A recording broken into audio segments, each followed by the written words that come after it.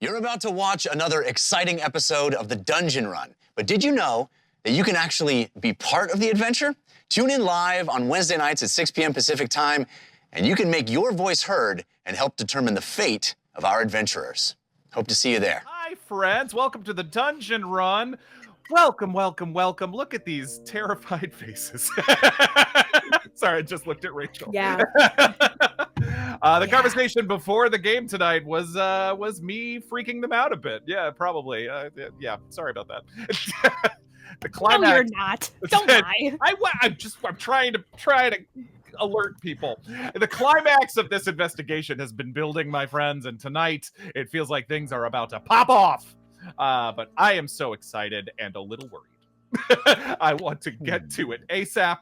But first, Ron, help me out with some sponsors, Rohim. We have sponsors, y'all. We're sponsored by Die Hard Dice, the place to go for gorgeous dice and accessories. With free shipping on all orders, $40 or more, they are the place to go for your favorite math rocks. They still have their farewell summer fire sale going on right now. Fire sale, fire sale, fire sale. Get up to 50% off of so many of their best selections. The colors, the designs, the materials, they really blow you away. Don't forget to use our coupon code DungeonRun at checkout for a discount on us. That's Dungeon Run, capital D, capital R, all one word. We're also sponsored by Eldritch Foundry. Beautiful detailed minis, now available pre-painted. So many options, customizations, and poses. You'll be amazed with the looks you can create. Don't forget about Eldritch Unlimited, their monthly subscription service for 3D printing nerds like moi, where you get unlimited STLs to print all the minis you want. It's truly an offer like no other. Use Eldritch Foundry and make your characters' minis epic. And be sure to use our discount code The Dungeon Run at checkout. All one word, capital TDR. Our show is made possible by Patreon. Go to Patreon. Go to patreon.com/The Dungeon Run for all the incredible bonus content. For just $5 a month, you get access to cool behind-the-scenes content and our after show, Short Rest, exclusively only to you patrons. It's a good one. You should watch it. We talk about some weird stuff. Exclusive VODs and updates, free interactivity, and a spot in our exclusive D&D campaign run by no other than Morgan Peter Brown. Wow. There's so many rewards at all the different levels. New patron shout out. Welcome, Vanessa Joy. Yeah. There's so much more fun to be had. I think Vanessa Joy reached out to me on Threads. They are currently binging Heroes of Bingle, and they're around like episode 70 or so. Wow. I'm so jealous. We appreciate you. Thank you so much. There's so much more to be had. Get on over to patreon.com/The Dungeon Run. Morgan. Thanks, buddy. As you might know, or if you're new here, we are an interactive show where you have the chance to affect our story in unique and surprising ways. Get in there and help these people. They might need it. Use our custom Twitch extension or the link you can find in the About section of our Twitch page, or you can just go to streamelements.com/thedungeonrun/tip. There are two ways to help or challenge our players. You can choose to give bonus or penalty dice for any player or the keeper. It's just like advantage or disadvantage. You get to roll twice and take the better or the worse, so if you give a penalty. Also, you can gift any player the power of luck. We're giving you the option of adding 10 luck points to any player's stash that they can use to turn a failure into a success. A reminder, we cannot use luck on sanity rolls. That's fine. And a reminder that if you're a higher level patron who gets free interactivity as part of your monthly rewards, that you can cash them in by messaging me or Angel Devilson, one of our amazing mods, here or on Discord, or you can message us on Patreon, and we'll keep an eye on that as well. Let's say, I said this on the Discord before our show started today. A reminder, this is a horror game. Things might get gnarly tonight. This is just as I was prepping tonight's show, I was like, woo, I better have a content warning. Okay. It's gonna be fun. I'm so glad you're all here. I see Dungeon Speedrun buying subs for people in chat. I am so excited. Excellent. Okay, is there anything else? Hey, and it's happy birthday, Just Jules. Happy birthday, Jules. Sending so much love. All right, I'm excited. I can't wait. I love these players, and I love these characters. let's get into it. Alex, take us into the Forbidden.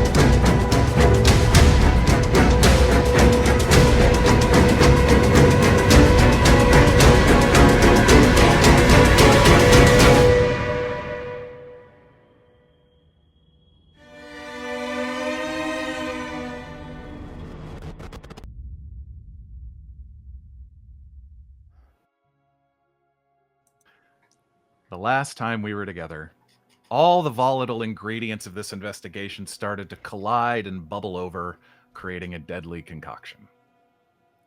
The team has been investigating the mysterious and violent deaths of 3 thieves at the home of Memphis the Great, a powerful and enigmatic stage magician living in London.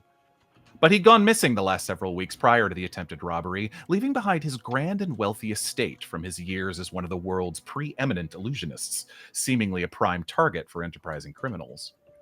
The three thieves in question then received an unpleasant and bloody surprise when, in the midst of the breaking and entering, they were attacked by an invisible force that set about dispatching them in brutal fashion, using Memphis's own tricks of stage magic. Alerted to the strange crime by none other than Eden's uncle, who was something of a mentor to the rogues, our team set about examining the people surrounding Memphis, hoping to find some insight into where the great magician might be, and who or what might have perpetrated this strange and violent act. There was Ingrid Schwartz, Memphis's own daughter, who herself had no idea of her father's whereabouts, though she intimated that she barely knew any of her father's intimate dealings lately, that he had grown sullen, secretive, and even cruel, since he had returned from a trip to the nation of Bhutan several years ago.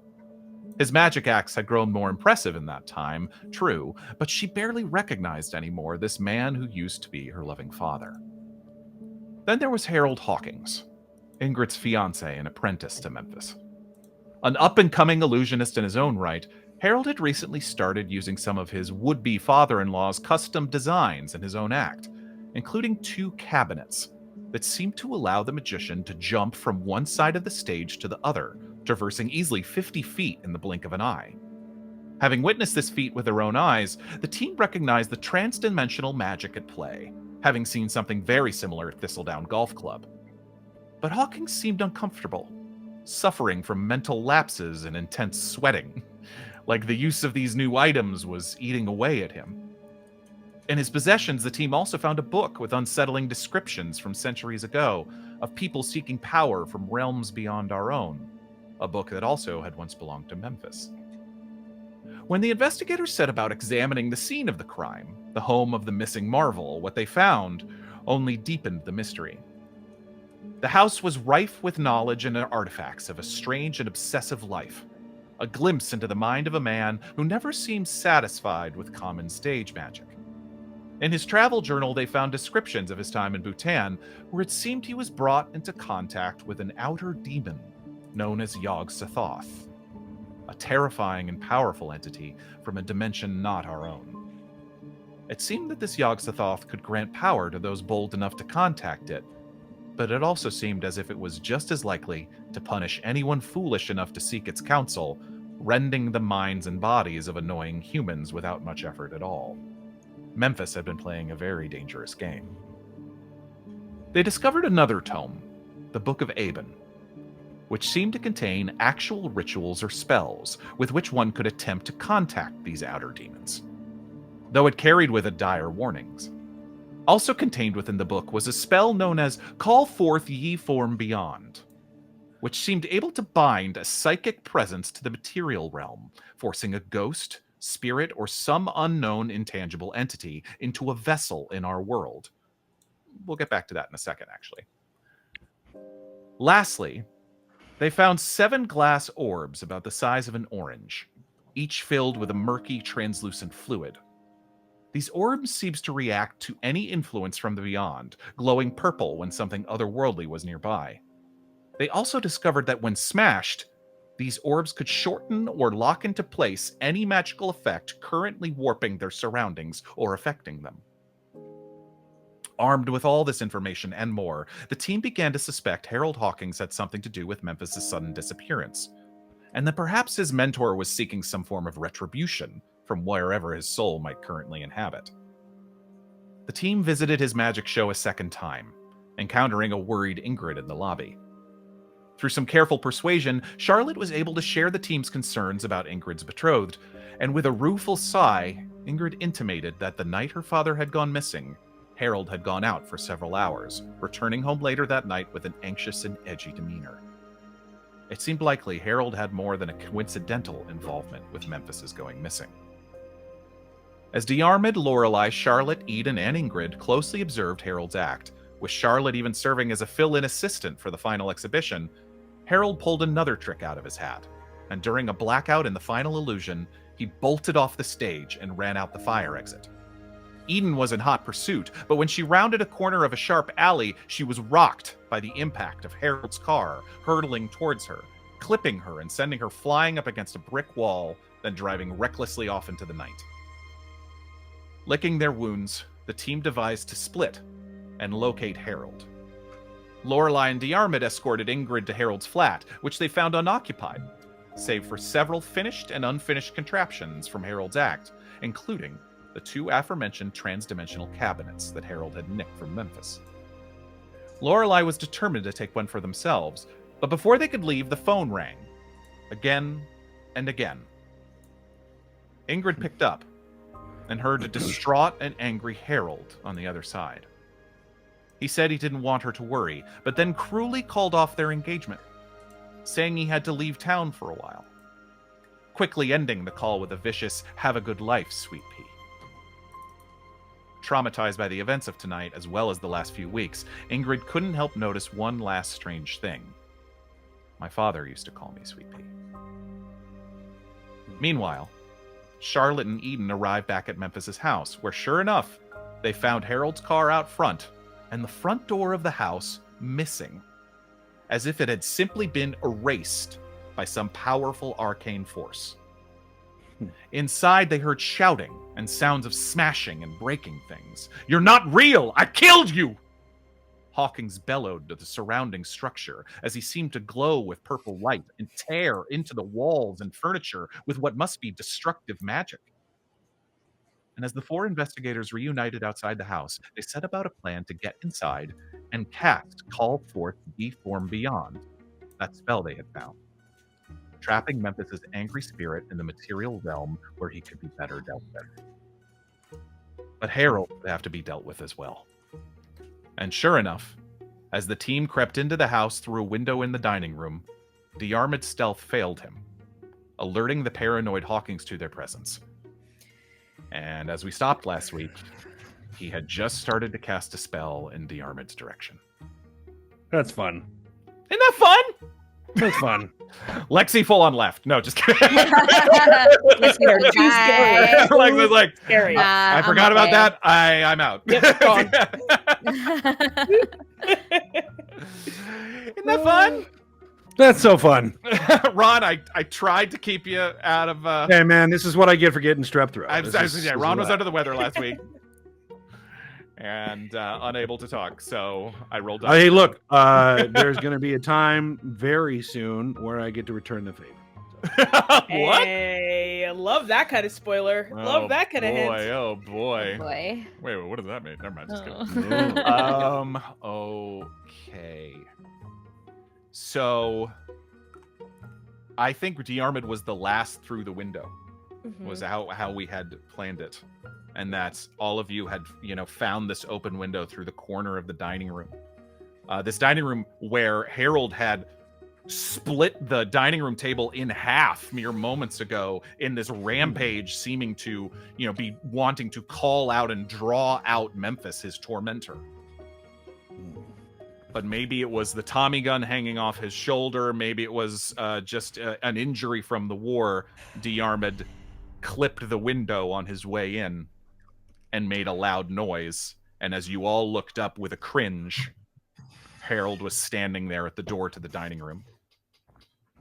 His arms start to move about in a strange motion, and he's uttering words of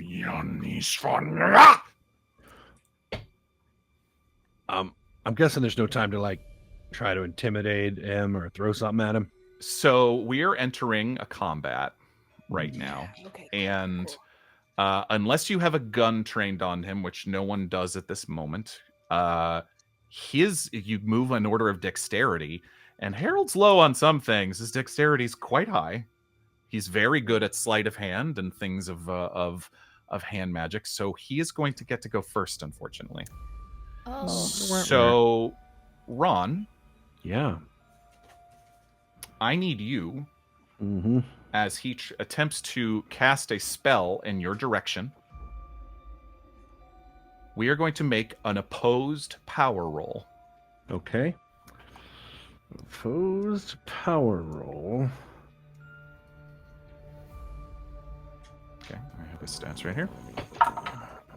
I have a bonus die from Idaho Judd that is countered by a penalty die from Tuo Mask. Oh, thank you. Whoa. Tuo Mask and also Idaho Judd. Why I oughta. Why I oughta. Okay. I rolled a just a regular success. I rolled I am 39 under 70. That is just a regular success. So I'm going to spend 4 luck points to make it a hard success. Yeah. Yep. Yeah. Yep. Okay. Love that. Okay. You feel for a moment searing pain go through your body. As if it's just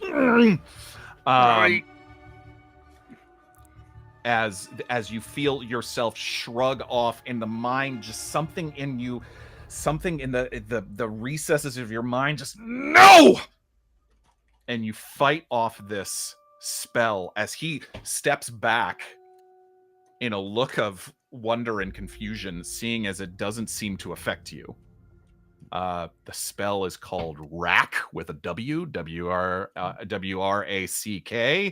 Would have been pretty nasty. Okay. That is his turn. He is... I'm going to say he's taking a few steps back into the kitchen. Yeah, and that is where he's at. Okay. Charlotte, it is your turn.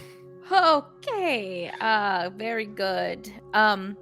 So where did we sneak into? What room is this? This is the dining room in the it is the down right corner of the house. Okay. A reminder that the entrance that he is standing at leads into the kitchen.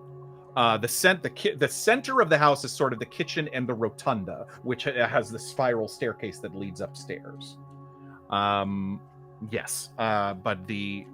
So yeah, you are in the long dining room, which is a larger room. There's a bit of detritus and debris as he has, as I've described, been wrecking this place. Did he step into the kitchen? I'll say he's at the door to the kitchen right now, but you can still see him. I think Charlotte would like to, if he stepped into another room, look for something to block him or slow him down. So whether that is pushing something in front of where he's at or... like you're trying to get him to not leave? I'm trying to create a barrier between us and him. Oh, okay. Yeah, there's chairs, there's pieces of the table, things of that nature. You're not trying to directly hit him. No, I'm trying to like slow him down if he comes back. Essentially, I'm creating a barrier. Okay, great. I'll say make me a quick strength roll. I don't think this is a brawl roll. I mean, there's also throw. I'll allow strength or throw. Throw is a skill as well, but whichever's better, I'll allow either. Okay. I am going, strangely enough, I'm going to select throw. Do it. Do it. All right. A little glimpse into Charlotte's character sheet Yeah. That is, oh my gosh. I'm going to spend 2 points to make it a regular success. Great. So I rolled a 42 under 40. So, fantastic. Okay, so you rolled a 42. Yeah, so to make it a regular success. Yeah. Perfect. Nicely done. All right, so yeah, we'll say you grab I mean the half of the table's probably pretty heavy, so you probably grab a couple chairs and just sort of like to get him away from you. Yes. All right, yeah, and you're like he's definitely moving out of the way and you're not I'm not trying to hit attack him. Yes, he's just and he'll even say as you're doing this looking down at all of you, he's got a look of pure madness in his eyes. You're not gonna stop me! The old bastard needs to die once and for all! I don't know what I think I'm just focused on throwing chairs. And as I do, I say, we want to help you. The last he saw of you, you were keeping a very close eye on him. I mean, try me a persuade roll. Unless you're being openly deceptive, and then I'll call it a fast talk. Well, I don't think you are though. No. What am I rolling again? I'm so sorry. Persuade. Yes. That is a. I'm gonna spend. No, it's a regular success. Okay. I rolled a 37 under 60. Nice. Okay. Yeah. All right. You say this as you're kind of, and he takes a pause as he's not quite sure what to do. And he's looking at this house around him and looking at all of you. But at this moment, he's stopped from fleeing just yet. Lorelei, what would you like to do? It's your turn. Question first. Mm-hmm. When I was reading the spell, specifically the line vessel. Yeah. Oh, yes. Is this a thing that I designate the vessel, or is it a random chance vessel? I will say that you definitely know that you designate the vessel. Great. And it doesn't have to be organic. It does. Well, okay, give me an occult roll. Okay. Oh.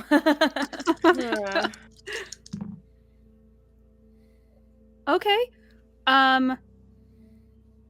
That was a 50, so I'm going to spend 5 luck points to get a regular success at 45. We spending that luck tonight, baby. I've got go. 63. Let's go. Yeah, we're in boss fight territory. This is what it's for. Okay. Yes, with a regular success. Yes, not only do you determine through the focus of your ritual, through your chant, you realize, and maybe it's just as you watch Harold look around almost with eyes of paranoia, for good reason, at the house around him. It doesn't have to be organic. It could be the house itself. Mm-hmm. That was the thought I had. Okay. So I want to go back because the rules of what the spell says are very important here. So I want to read it all to us and for our audience not to be left behind in some of this because this gets very specific. Call forth ye form beyond. The spell, here we go, draws into the physical plane any presence which lingers unseen, meaning basically that it forces a psychic presence to take physical shape. There must be a primary caster who leads the ritual, which I'm going to say has to be Lorelei. She is the only one who has read this book.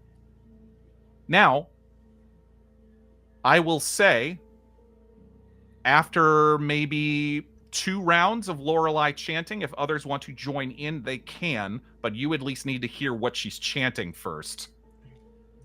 Okay, and then, because what happens is, must be a primary caster who leads the ritual, although any number of others may support. To cast the spell requires 5 magic points and 30 minutes of chanting. However, every additional magic point spent by the caster or supporter reduces the casting time by 1 minute. So, for instance, how many magic points do you totally have, Lorelei? 12. 12, exactly. So even just if you were to max out on your magic points, even just that, you could get it down to 23 minutes, and so on, if this is making sense to people. How do magic points regenerate? I literally think I think rest is the only thing that that regenerates. But it's not like they're gone for good once you use them. It's not like they're gone for good. Great. Okay. Okay. And I would be willing to use all 12. Okay. Every additional magic point spent by the caster or supporter reduces the casting time by 1 minute to a minimum of 1 minute. Upon the conclusion of this time, you have to make a hard power roll to successfully cast the spell. In fact, Diarmuid, as I'm saying this and remembering of certain things, as you have shrugged off this and you've fallen through the window into the dining room, you feel and are able to see, because I'll say you had these pretty handy, even just being around Hawkins, one of those orbs is glowing in your hand. Not strongly, not as strongly as you've seen it in the past, but there is a faint glow that gets a little stronger even if you hold it in Harold's direction. But he is still pausing, as Charlotte seems to have at least caught his attention. I don't know if he's fully convinced yet. Hard to say. But Lorelei. I'm going to get behind one half of the table and lean over the top and say, Harold, for Ingrid's sake, I want you to help me banish Memphis. You've been a son of a gun, and I would love to put my fist right through your teeth, but for Ingrid's sake, help us. Help us do this. Roll me a persuade roll with a bonus die that I will give you. Oh, 27. 27 under 50. I'm going to spend 2 points to make it a hard success. Okay.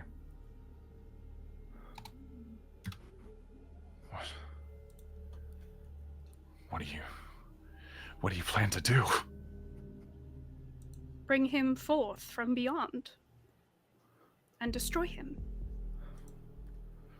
Fine. You are powerful, clearly. If you help me cast this spell, I think our chances are much better. Ingrid is a good girl. I want to do this for her. He slumps against the doorframe. And he looks down at his hands. He looks over at Diarmuid. I gotta be honest, I'm almost tapped out. Any little bit helps.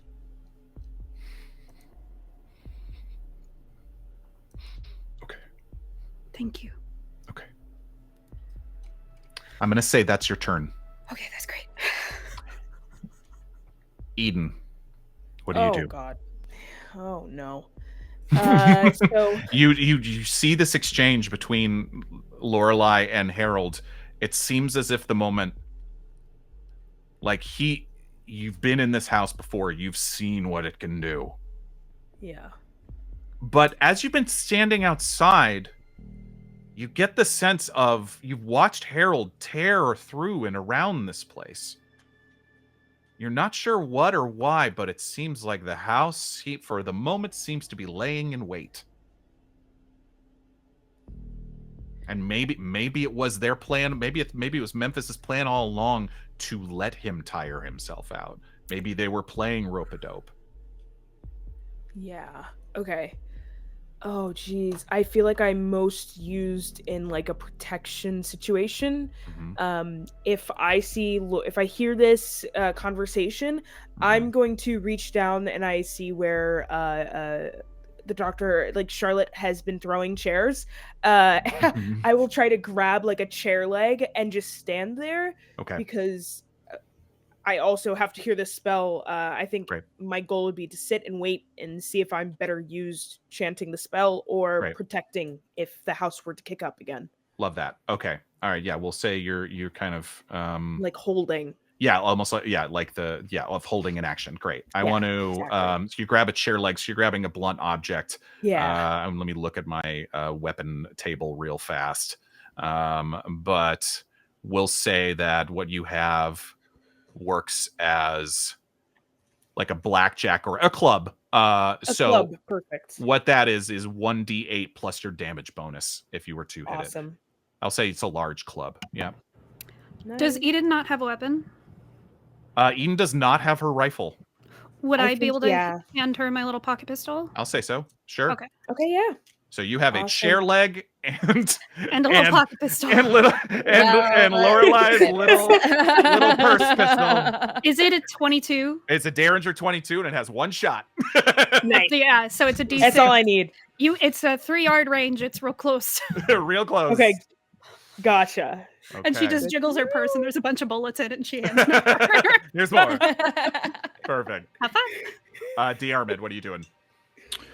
So Diarmuid's going to train the Tommy gun directly on his face. On Harold's face. Mm-hmm. Yeah. And try to intimidate him and say, drop to your knees and put your hands in the air. I need him.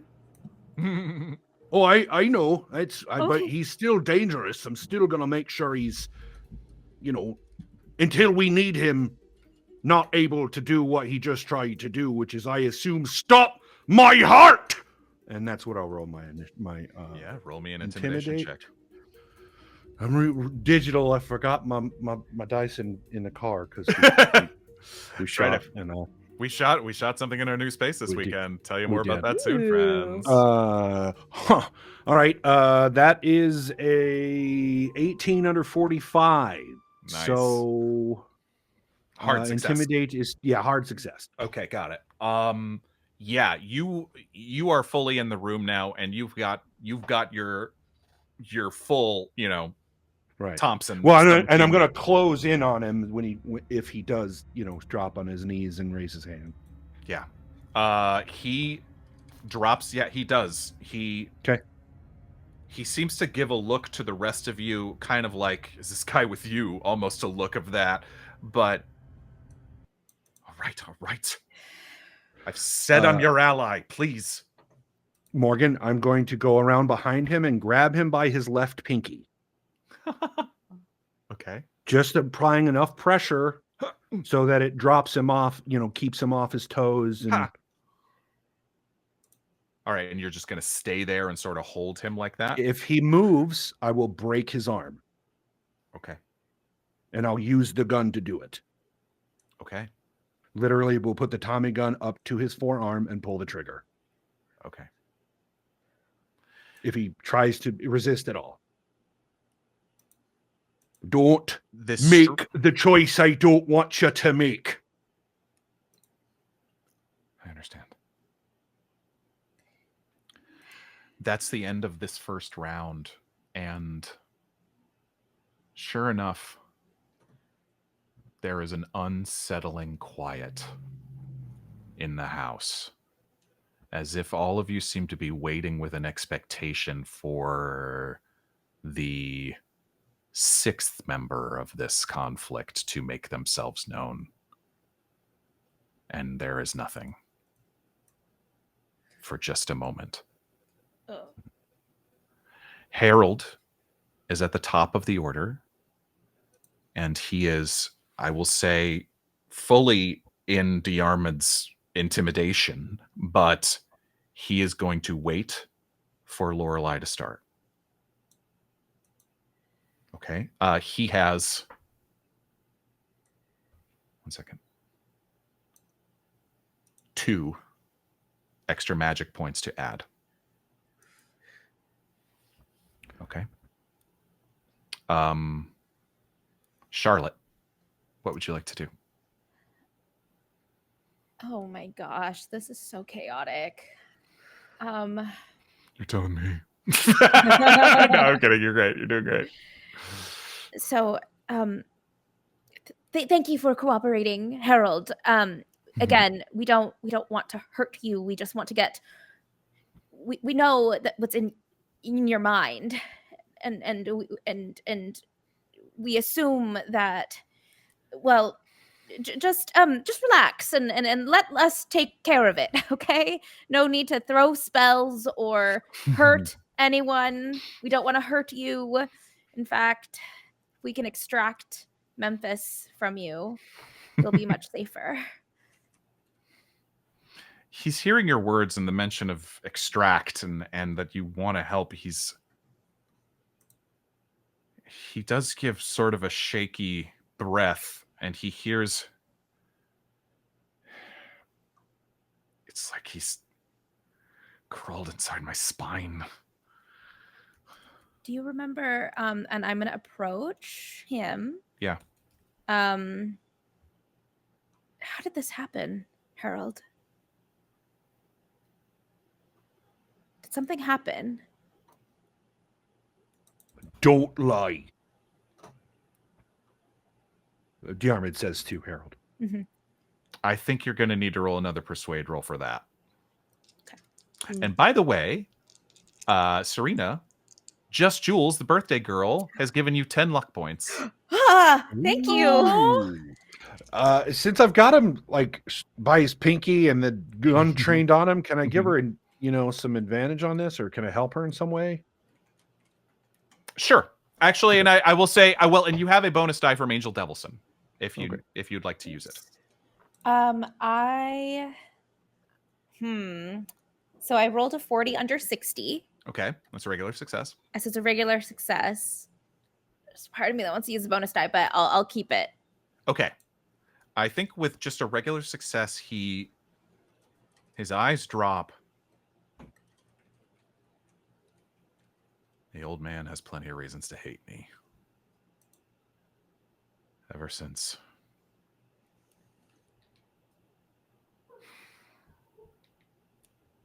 I thought I was rid of him. And it just seemed to make it worse. Did you kill him before you understood what was happening?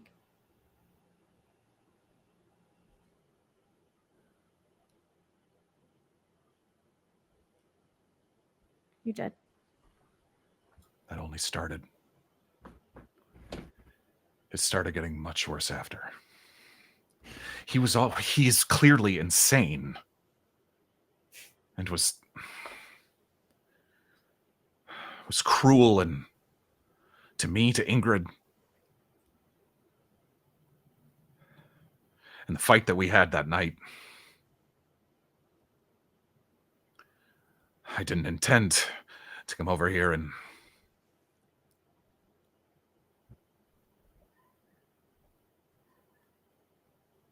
but after I'd buried him, that was when I started to feel him inside my brain.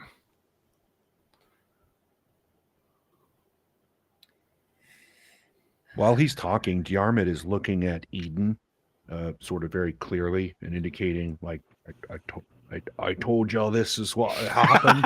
And then when he says I buried him, Diarmuid's eyes get big and he waits for him to finish and says, "Where'd you bury him?"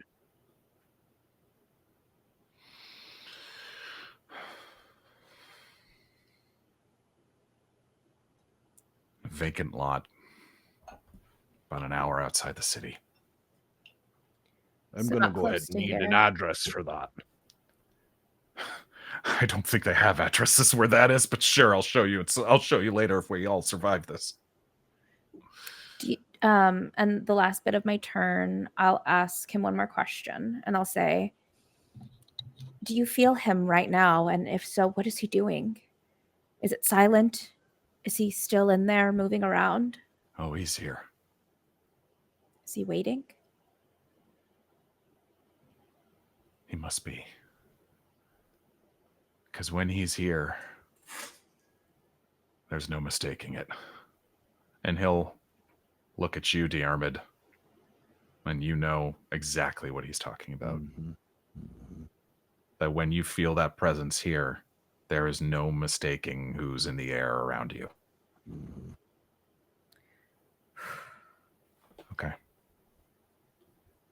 Lorelei, it is your turn.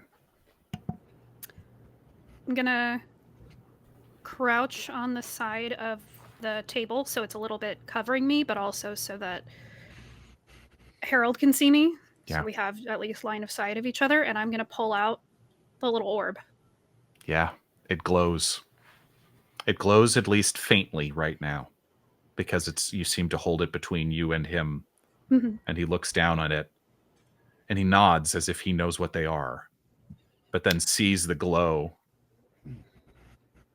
and makes a concerned look at you. My plan, just player to DM, so you know that this is where I'm going to go. Mm-hmm. After we've finished casting this, I'm going to throw it and shatter it on the ground so that he is trapped in the house. That is the goal. Okay. And I'm going to start casting. I'm going to spend all 12 of my points. Okay, all 12 of your luck points. That's 5 plus an extra 7 to make it 23. And he was holding, so he will, after a bit, start to add his voice as well. And you all watch. You've known Lorelei for a few weeks at this point. Oh, that's crazy. I know. Yeah. As she starts to say these arcane words from a cursed book, for a moment, she doesn't quite look like the woman you know. And it's almost compounded by Harold nods after you're fine. We love you, Maple. Tense moment. She hates him. Maple's like, what's going on? Is compounded by Harold, who after a moment or two, after Lorelei has started, Harold nods as if he understands what you're trying to do, and he hears it, and he picks it up as well. So right now, that's a total of 15 luck points to bring it down to 21 minutes. Am I able to see anything in between, like, rounds of... I figure what we're saying is a round that I'm repeating. Mm-hmm. Am I able to just say one thing to the group? Or do I have to continue? I think you have to continue. Okay, then I will... If I know that I have to continue, I will just continue. Yeah. Yeah, this is a thing, is that if something happens to interrupt you, I may call you to make a power roll to keep chanting. I was going to say, I just want to give them a look or a nod or something to try and get them to understand, like, no matter what, don't stop me. And as you've started, even within 3 repetitions of this, you start to feel this crackle of energy building at your fingertips. At first, like pins and needles, and then stronger and stronger as you're taken back by, between your hands, an ethereal glow starts to build between them, and all of you can see it too. Almost like a translucent snowball is she shaping, that her hands aren't quite touching between her fingertips. And then you see for a moment Lorelei's eyes roll back in her head. And Lorelei, you feel a rush of energy and ecstasy, and that river of hidden thoughts and information that was opened when you first read this book, it cascades through your mind. And after even only a few, the words start to flow more freely. Like they become part of your autonomic system, as natural as breathing. Your voice starts to grow in volume and strength. And everyone else, you still hear Lorelei, but you hear something growing underneath her words, like a reverb or a distortion, as the language seems to be bending the air around you. Eden, what you doing? Oh, geez. Wow. Oh, gosh. I think... So now I've heard her say what we might need to say to add to this, right? Mm-hmm. I think I'll add on. Sure. I don't even know. Yeah. how or why, but I think How that's many just how many the magic reason. points does Eden have? 13. 13. Okay. Yeah. Okay. I think she just with her, I don't need to be like facing the spell, right? Like it doesn't need to be like an unbroken circle or anything like that. Awesome. I think just this very kind of still searching, looking around for anything that could possibly throw off this spell. Gun in one hand, the chair leg in the other. She's just like truly back to the orbs, back to Lorelei herself, and just like kind of like hovering. I think not exactly back to back with Lorelei, but knows that Lorelei is the source of the spell, so will stand kind like of guard flanking there. her. Yes, yeah, absolutely. Exactly, flanking, okay. yeah. Great. You join your voice, even not really knowing what the hell is going on. But you see already the power that is starting to build between these people, and you join your voice to it. Are you going to try to spend all your magic points, or what are you doing? Oh gosh.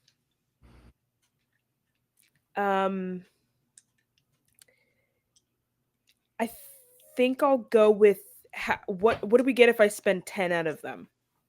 You get an additional. You get it down to 11 minutes. And all 13 would take it down minutes. to 8 minutes. Or, I don't think Eden knows. Yeah, 10 to 13. Yes, yeah. I don't think Eden even knows what it's like to hold back from something like this. So Yeah. it makes sense that she's kind of gung ho and just goes all in on it. Yeah. It's draining, but she'll go all 13. All 13. Okay. It's terrifying. So for in this moment, I'm going to say you attempt to spend all 13 magic points, and you add your voice to it as you feel this kind of growing crescendo from underneath Lorelei and in between Harold, and you start to repeat this as well. Lorelei, I forgot. There comes an automatic sanity cost to casting the spell. Bring it on. You take 2 points. Okay. So could have been worse. As you feel that roll back in your eyes and you shudder with a kind of as everything else just starts to slowly drop away. Diarmuid, what are you doing? So Lorelei has not said out loud where the vessel she's targeting. I don't believe so. Okay. Have we maybe I missed it last time, but have we definitely learned that Memphis is inside of him, or is somebody assuming that he's inside of Harold?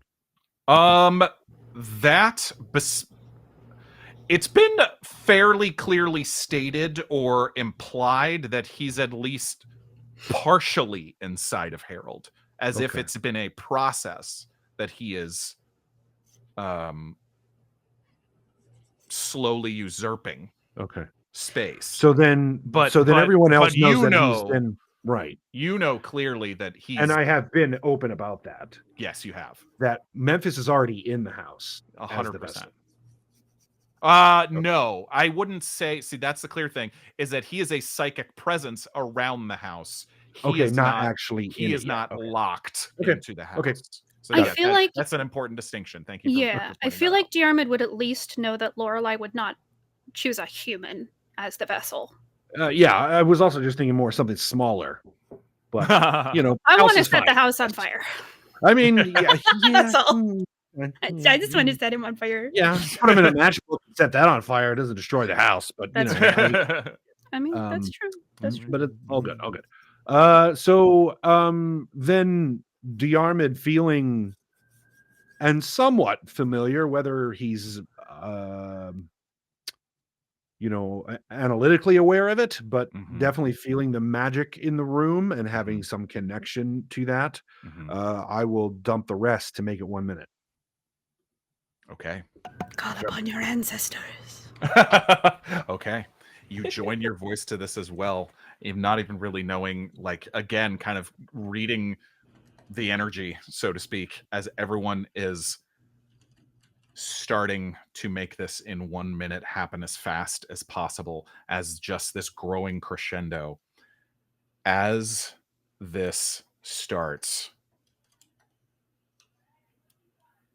two things happen at once. It's as if the house around you starts to come alive, as if suddenly someone has become awakened and feels the intensity and the urgency of what is happening. From the kitchen area, you hear a clatter, like a drawer flying out from its place. And Charlotte, being the only one not chanting in this moment, you watch as a chef's knife, very sharp looking, comes flying through the air and goes right at Lorelei. Oh my gosh. Okay. So what's going to happen? Either Lorelei needs to make a dodge or someone needs to attempt to make a maneuver to stop it. I'm gonna try to make a maneuver to stop it with my dex. Okay. It's either actually a dodge roll or a brawl roll to like basically kind of like grab it and wrestle it down. Okay. I will brawl roll it, Yeah, but I will throw Harold in the way. I was gonna jump in the way. No, I need him. I was All right, I got more points for you. You don't need him. You know what you need? Not a knife in your face. That's what you need, I would appreciate that, but also what about it? And I'm not taking the knife, so no, I don't someone's want you to. gonna. I don't want anyone to. He killed Mantis, might as well. Yeah. Do you have to keep chanting though? So this is the thing. Yes. If anyone takes the knife, it doesn't necessarily mean that they stops chanting, but that means they're forced to make a power roll to keep up their chant. Okay. I mean, I'm fine with that. Okay. Because I'm not got pretty good power. Okay, so we are going to make. By all means, if you. No. Surena, Yours please. is good. Mine is jumping in the way. You should do the thing Yeah, you're I don't gonna want you do. to jump in the, I was going to jump in the way. Yeah, for sure. If anyone's going to jump in the way, it's going to be Harold because I jump him in the way.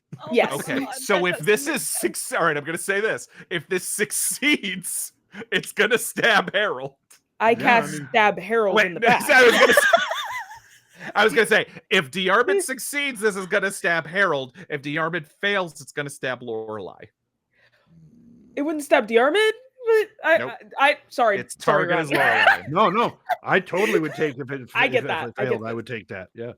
Okay, so we need to make a contested brawl roll. Right. Oh, gosh. How much damage does a kitchen knife do? It could do a lot. All right. Actually, yes. All right, you need to make a brawl roll. That's right. I'm actually because Memphis is incorporeal. It is not a brawl roll for him. Diarmuid, you have a straight roll, my buddy. Here goes. Get in there, friends. Get in there. There goes. Okay, I won't be mad at that. Brawl. It is 64 under 65. Wow. My heart is pounding, actually. Okay. For Memphis. Oh gosh. Oh no. Man. Memphis is a 61 under 85, so that is 2 successes. But but since it's contested, it goes to the attacker. Really? Oh, dang it. It goes attacker, not the defender? Yeah, believe it or not. Those are Call of Cthulhu rules. Yay. Yeah, okay. Give me some damage. I'm gonna spend 30. It's not worth it. Okay. It's not worth it. You sure? Unless it does 10 points of damage. I was gonna spend it. You take 3 points of physical damage. Okay. As Harold is grabbed by Diarmuid. Harold. Is grabbed by Diarmuid and almost thrown in the way of this knife, but it's just not fast enough. And before even it almost happens before you even can whip your head to the side and catch. And Lorelei, you are still chanting as this knife sinks into your shoulder. At least it's my bad shoulder. I need a power roll since I did something while I was chanting. Hang on, yes. So I think the most important power roll needs to come from, I'm going to have Lorelei roll her power roll first. Yeah. Lorelei, yes. It was a 7 under 60. Woo! Sheesh. I said, try again and pull it out of me. Don't try again. It's as please don't try again. Lorelei on it. Lorelei, you almost, your chanting doesn't stop. And almost the first thing you notice is the blood dripping down your blouse before you look over and see the knife sticking there. Like you were barely aware as the rush and the struggle of Diarmuid almost trying to throw someone in the way of this, but you are so in the zone as you see this, and then you feel the pain. But the first thing you notice is almost the strange visual of this knife sticking out of your shoulder. If I can, I'm just going to use the pain. Yeah. And keep going. You almost out of spite, your chant gets even stronger. Absolutely. Fantastic. She is run on spite. That is exactly it. The other thing that happens while all this is going, yes, Diarmuid, give me a power roll. I'm going to have Harold roll a power roll. Harold's power roll is just fine. He's, what are you? It's lost in your, but what are you? 18 under 70. Okay, yes. Somehow, in the midst of saying these centuries-old arcane words that don't mean anything to any of you, it's Sanskrit, it's some dead language, you're unsure, casting the spell from the Book of Aben, which in itself is at least a book at 400 years old at least. You still somehow, Harold like meets your eyes, Diarmuid, with like a, crazy, but he doesn't say that, but that's what his eyes say. All he gets back is cold stare. The house around you all, and Charlotte, you feel it. You hear it. You're first to hear it because you're not caught in the chanting. But suddenly you hear a creak, and then a groan, and then a crack, and then some other thing, as if the house has become awokened, and it is starting to react to what is happening all around you. And you look off. The doorway that Harold stood in, that stood between the kitchen, you watch as it seems to misshape and curl and crack and form into a different doorway. And then, as if it doesn't make any sense, but you watch it close, and like all of the wood and the beams and the construction drywall comes together, and then it comes apart again. And what should be a doorway to the kitchen, it's as if you are looking down the top of that spiral staircase. It is as if you are standing at the door of the attic, looking straight down into the bottom of this rotunda at the start of this house. And when you all were here before, you were able to find that through the books, through the weird structure of this house, something about this house was made for this summoning, made for this kind of magic. And what you see, Charlotte, you see, it doesn't make any sense gravitationally, space-wise. It's like an MC Escher painting. It makes zero sense as you're looking through what was just a door to a kitchen and is now just straight down a stairwell. And there's a moment as if you looking out there and your energy, your vision just warps and you feel woozy for a moment. As you almost have to hold on to one of the chairs or one of the tables because what you're looking at makes no sense, and you feel as almost you could fall into it. And then the air from this rotunda seems to shudder and quiver and blink. And suddenly you find yourself looking into something fleshy and horrible, something moving and breathing.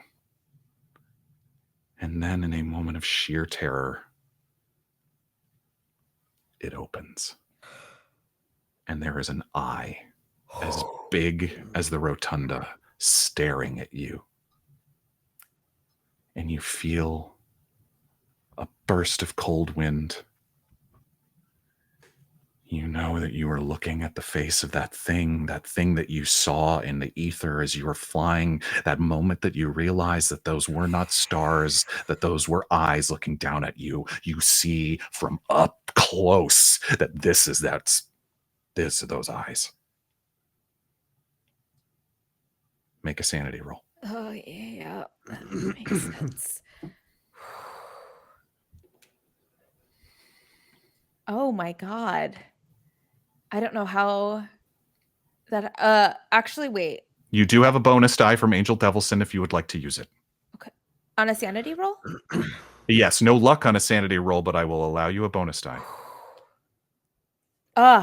26 under 36. Oh my gosh. Yeah, I'm not doing well, you guys. You take. You still take, even with a success. Mm-hmm. I mean, this is a lot. That is a lot. You still take 1 point of sanity damage. Okay.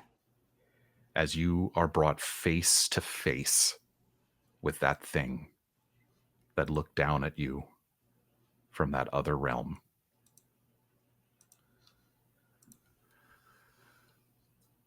I think the only I think Charlotte is like frozen in fear, and because I only lost 1 sanity, I think you just hear this like blood curdling scream as Charlotte is just like top of her lungs screaming at this horrible eye.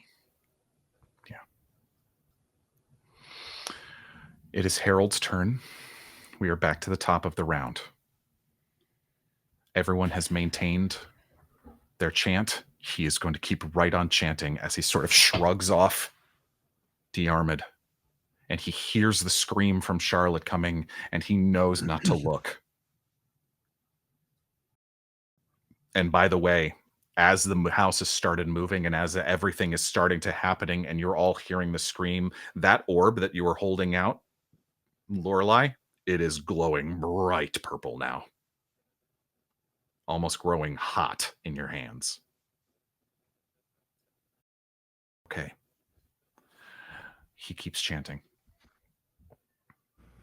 Charlotte, it is now your turn. You only took 1 point of sanity damage, so I will still say you have a turn. Great. So the eye is below. Yes. Below and yet right in front of you. Because it's, as I said, it's like the gravitational of it doesn't seem to make sense. So it's like you were staring at a stairwell. So it's only really maybe 5-10 feet in front of you. Mm-hmm. But yet you feel as if you stepped through this doorway, you would fall into it. This is such a bad idea. I think that is there anything sharp near me? Oh yeah. I mean, yeah, there's broken bits of table. There are Do you want a kitchen knife? Silverware. There's a kitchen knife that's in Lorelei's shoulder. Ha, ha. Anime stance. No. There are broken bits of wall. I mean, what are you looking for?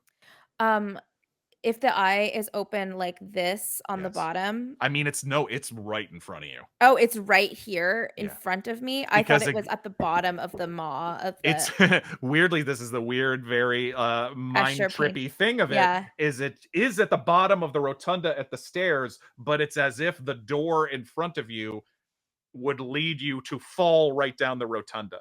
So it is like you would go from horizontal to vertical immediately upon going through the door. Does that make sense? Yes.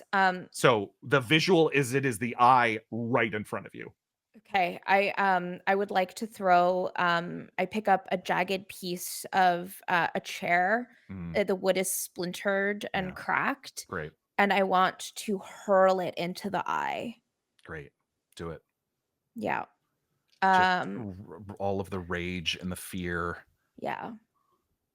You have a bonus die if you need it. What would I be rolling? Throw. Just throw. Ah, what a good stat I have. Who knew?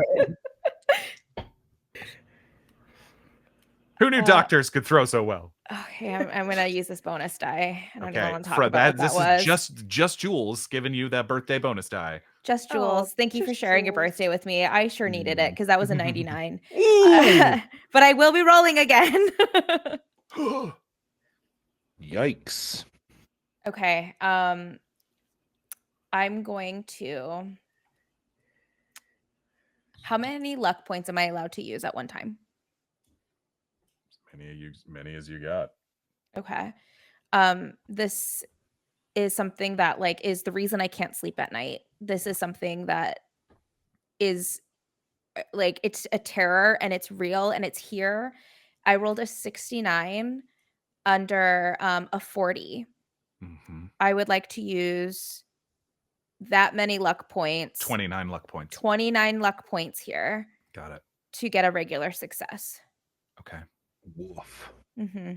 You grab this piece of broken chair, this shattered bit of wood and upholstery, as you look dead in the face of this thing that has been haunting your mind for weeks. And with just a scream, your scream of fear that happened moments ago turns into a scream of rage as you grab this chair and just and throw it into the eye. And it shatters and breaks, and the eye blinks.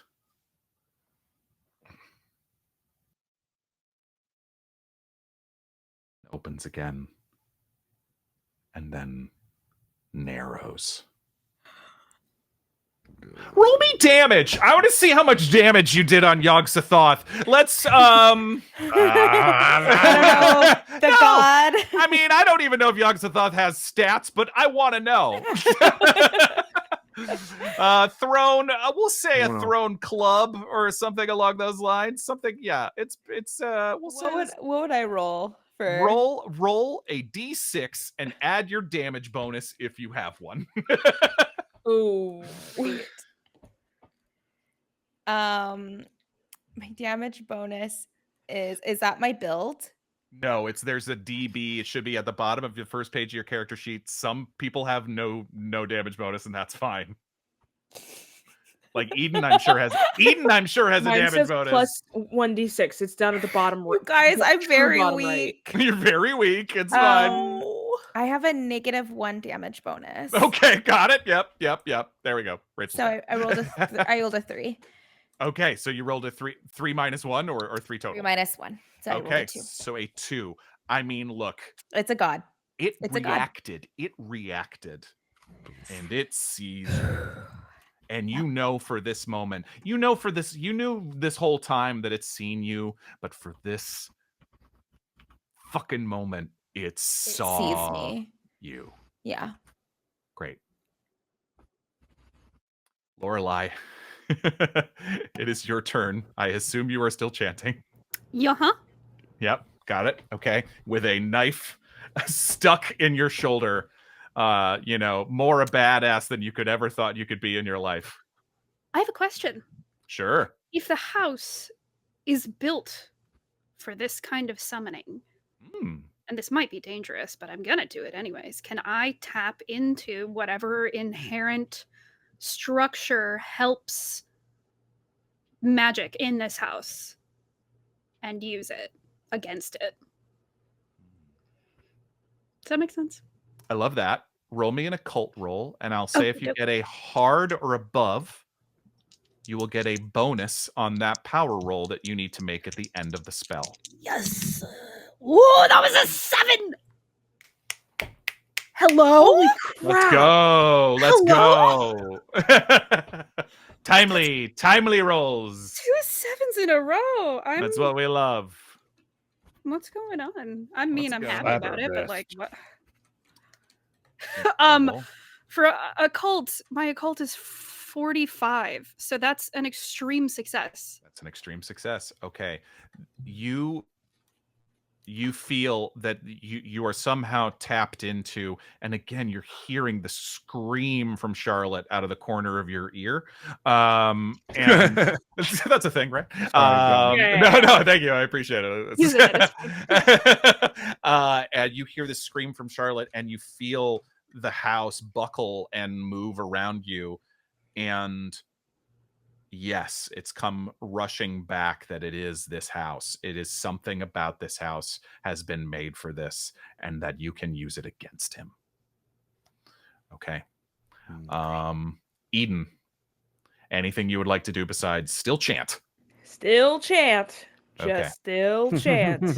I'm gonna ready myself further. I don't think shooting the house is gonna do anything. Wait. How Holding naive. it out.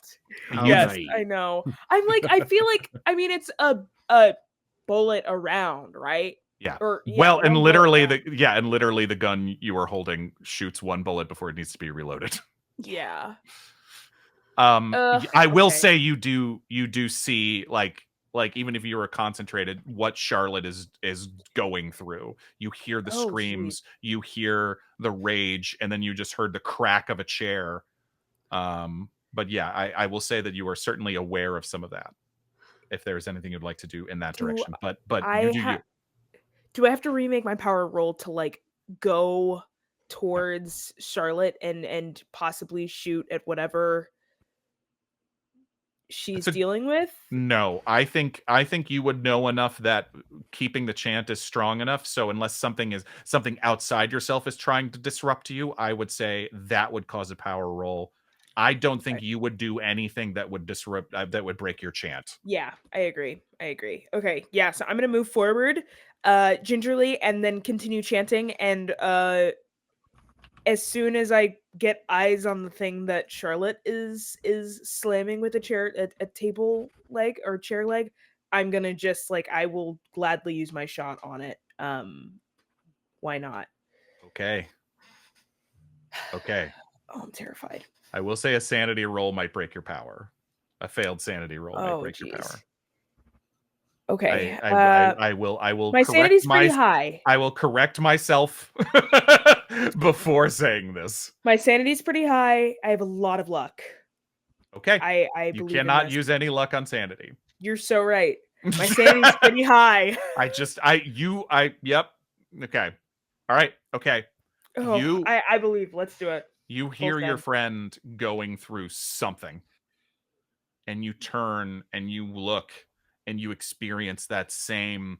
I think of the moment from Jaws and from Vertigo, that zoom in and dolly out moment of as if the world is rushing up towards you in this moment, as you see this eye now looking with all it is a giant eye, but there is some anger there. There is something that it is looking with narrowed eyes at your friend. And you stand next to her. Charlotte, you feel the very strong, formidable presence of Eden stand next to you. And you watch as Eden raises this derringer. I mean, I'll give you it's a giant eye. I'll give you a bonus die on the handgun roll or on the firing roll. I think the odds of you missing it are very low. Awesome. Okay, so I believe just to even hit it, I have to make a roll. Roll me a handgun, handgun roll, or what is it? Firearms handgun roll. Okay. With a bonus die that I will give Oh. you out of the goodness of my heart, because it's a giant target and I don't think you're gonna miss it. Thank you, because my firearms is in rifle and all shotgun. rifles and shotguns. I thought it might be. Yeah. But honestly, again, this is like the side of a barn door. I don't Yeah. think you're gonna miss it. Okay, awesome. Let me roll this. It'll be hilarious if you do. A 9 under 20. Hard success. Awesome. Hard success. You're holding this new gun that you're unfamiliar with. It is much smaller than you're used to, and you feel the quivering, fearful form of Charlotte, but she seems to have just sort of expelled something out of her system as you lean forward and just fire your Derringer straight into the iris of this eye. Roll me a d6 of damage. Awesome. And then do I have my damage bonus on there, which is another d6? The damage bonuses are for strength-based things, and you don't get to add mileage per hour to a bullet. Fine. What if you punch that bullet really hard? Real hard.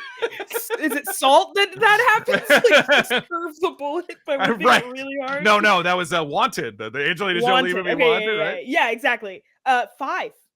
5. All right. Hey. Yeah. Y'all have done 7 damage versus Yogg-Sothoth. Woo! And his health bar doesn't even move. It's like the tiniest little. Yeah. But there is something about it. There is something about it as if it doesn't even seem to move.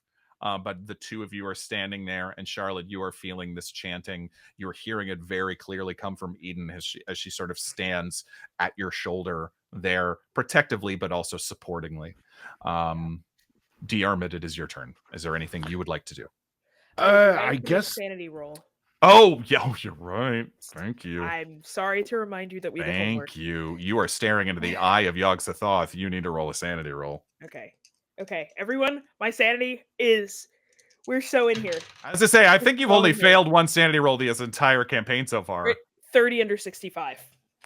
You still take 1 point of sanity damage. Oh, 30 under 50. Sorry. My current sanity is 50. Still. Whatever.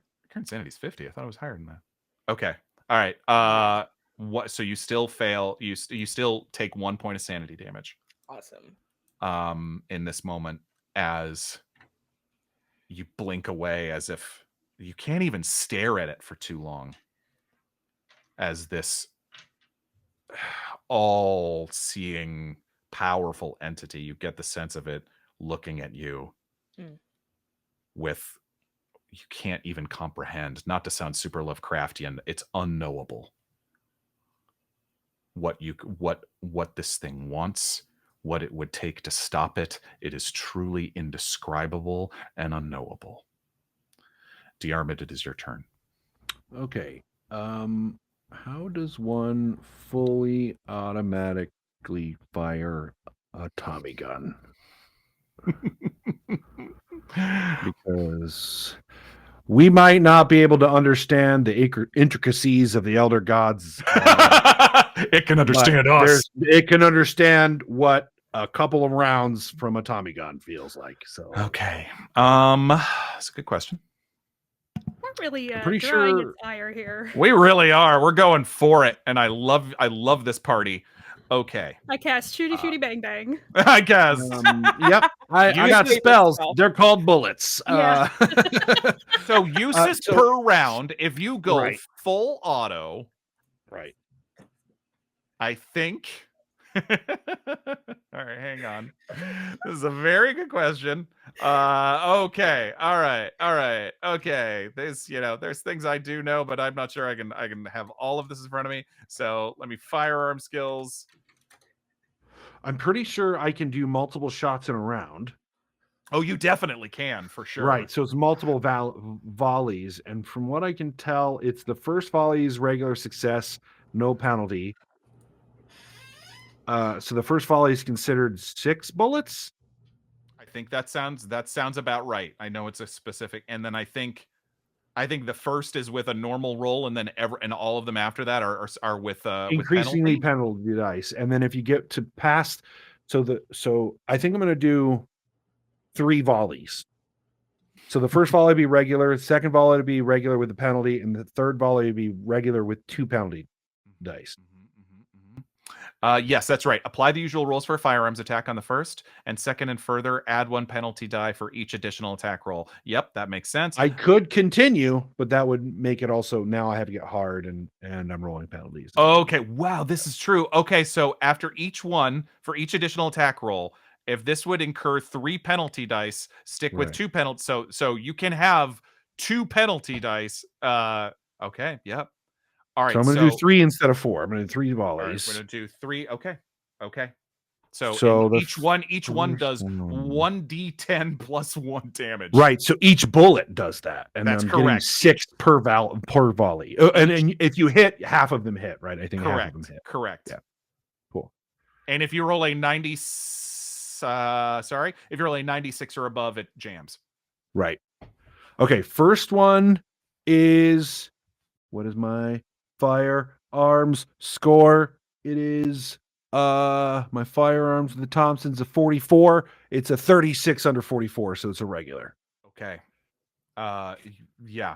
Diarmuid, you see what Charlotte and Eden are going through off to the side, and you rush over, and you have instinct. It's muscle memory almost at this point as you pull this Thompson and just unload. Okay, so half of those bullets, which would be 3.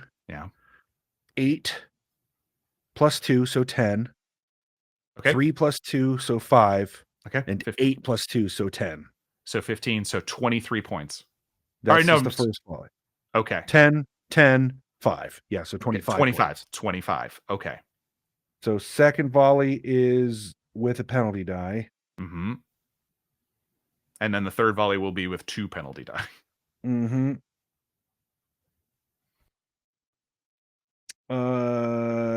Second one's a 43 over 40. Okay. So I'll spend I'll spend 3 luck to make it a success. I love this. Okay. Yes, this is Rambo at the end of First Blood Part 2, man. Oh, man, dude. Yeah, it's no. You guys a little pent up? You a little repressed? What's happening? Little. Yeah. So 3 bullets hit again, so that's 9. The first one's 9 plus 2, 11. Mm-hmm. Second one is 8 plus 2, 10. And third one is 10 plus 2, 12. 33. Okay, so then my final volley, which is 2 penalty dice. Yikes. Wait, but that hit. Because you did spend luck. Yeah. Yes. Okay. Yep. Okay. All right. I rolled a 10 under 40. Okay. But that's without the penalty. That's without so the let penalty. me roll the penalty dice. 2 penalty dice, yeah. Okay, so my second penalty dice was 10 under 40, 100. Finally, you are and just, somehow keeping your chant in this moment as you feel this, and then finally it clicks and misfires, jams. Very familiar with that. Thompson's happened all the time. Yeah. Get it. Yeah. In the meantime, though, you still did, what did I say? 30.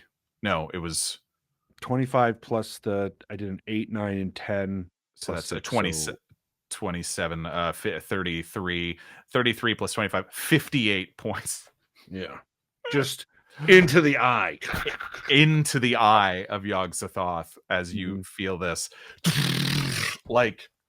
And with just disgusting sounds of as it does seem to be impacting whatever this is, whatever the flesh of this being is, as it just seems to be. Can't spend luck on sanity, huh? No. So you need to make a is sanity roll. 76 over 67. Make sure you don't have any bonus die. I don't know. Do I? You tell me, bud. I don't believe so. No, that's a no. No, you do not. Okay. You're going to take 1d10 of sanity damage. I'm going to roll it right now.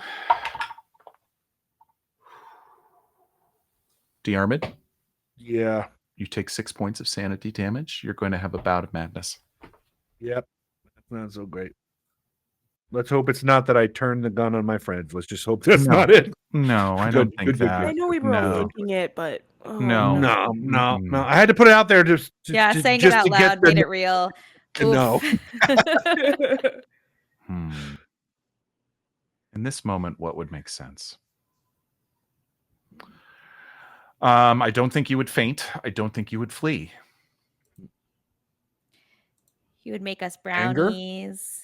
Yeah. He'd throw us I think a this party. is probably anger. I think it's rage. Yeah, I think it's rage too. And I think it's grabbing everything that is around to continue throwing this at the eye. And I think you stop chanting. Damn. Can I even get a roll to try? To try? I don't think so. Okay. For a failed roll, I think stops you. I will the number of rounds that it will take, though. I will roll. All right. Oh, are you kidding me? All right, I want to double check my rules here. Bout of Madness lasts for, I believe, 1d10 rounds in the moment. 1 second. All right, I want to make sure I've got this right. For 1 round. Oh, wow. Okay. Nice. I rolled a 1. Skated Wow. by. Skated by. I thought you were gonna be like for 14 hours. And I'm I know. Okay. I'm gonna say that you expended 2 of your magic points in this chanting. Okay. So you have not had the chance to use the rest. Okay. Okay. But for when it next turns, you are still throwing everything, even pounding on it with your fists, whatever. I think that's probably what happened, not throwing it, but hitting it with his fists would be probably more effective. He would think it'd be more effective. In fact, he pulls a boot from his knife. Nope. Knife from his boot. Knife from his boot. I pull a boot from my knife. Magic Where did that boot come from? Wow. I want to learn How how does this knife? Charlotte, you found a new magic teacher. Oh my god. That's a great sleight of hand. Sleight of hand. The close-up magic is wild. Harold, are you impressed?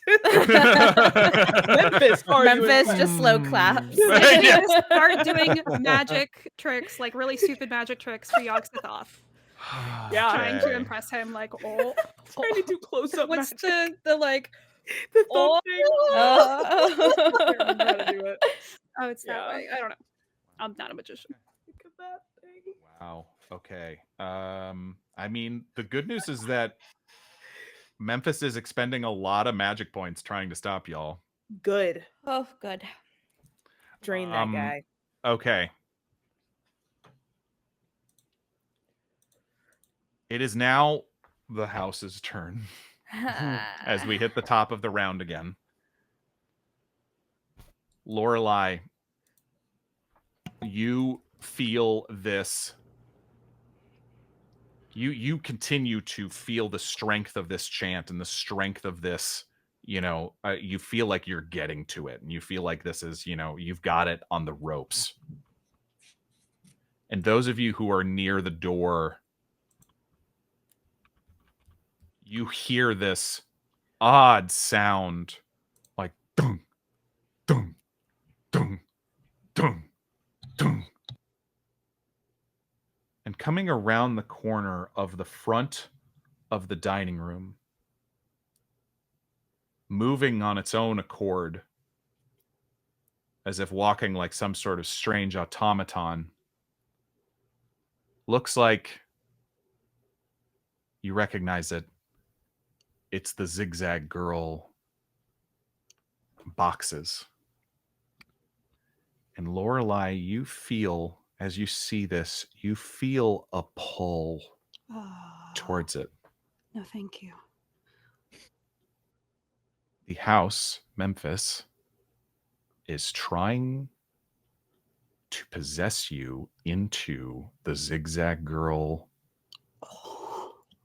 To be clear, To remind our viewers at home, this is the exhibit that takes your head this way, your body in another direction.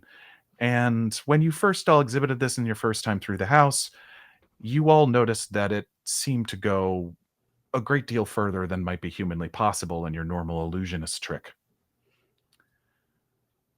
You, for a moment, Lorelei, feel this.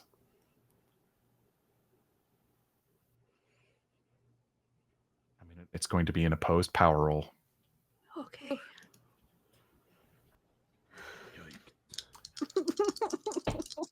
I'm in danger.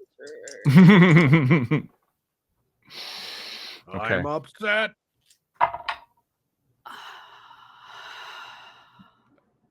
What'd you roll? Do I have any bonus die? Double check. I feel like there's one from the last game that I maybe didn't use, but I want to be sure. I think you used it. You had one, that's right. You had the ones from Gateway Guy last week, then I believe you used. Okay. I think right now, hang on. At this moment. I also absolutely read my dice wrong again, and I read the 10 as the 1. So it's not as bad as I thought. What did you roll? A 38. Okay. Under a 60. And Okay. I'm going to spend 8 luck points to make it a hard success. But I fully read it as an 83. It's not. It's a hard 3-0. success. 8. Very nice. A hard success. Memphis rolled a 57 under 85. He has an 85 power, which is only a regular success. Which means also spend luck. Does he have luck? I was given luck by Abracadabra, but 10 luck points would still not make it a hard success. Good. I regret saying it. 42 would have to be to get it down to a hard success. So hard success beats a regular success. Lorelei, you feel this pull as you watch these boxes open, and for a moment you feel as if you can't control yourself, as you almost feel just like your body dragged in just a little bit, and then you just again reconcentrate on the chant, and there's something about this energy and this strength pulling you towards it. And you shake it off. Okay, here's another. I don't know how I would do this. Uh-huh. But I felt a powerful magic, and it is intrinsically part of the house. Mm-hmm. Am I able to? She's going full tilt in. Uh-huh. She is head deep in the river of this magic. Can she tap into Memphis's magic that he just used on her? Like opening a vein between the two of them, can she tap into it? I basically want to leech magic points from him. Ooh. It's so weird and it's so specific, but I want to see if I can use it back against him in some way.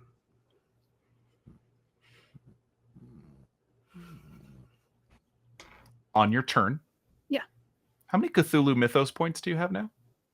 3? Yeah. Where is it? Oh, 4. 4. On your turn, which is coming up, I will allow you a Cthulhu Mythos roll. Okay. No way. Ain't no way. Ain't no way. Why not? But hey, I love this idea. I'm just saying you have a 4 out of 100 chance of it working.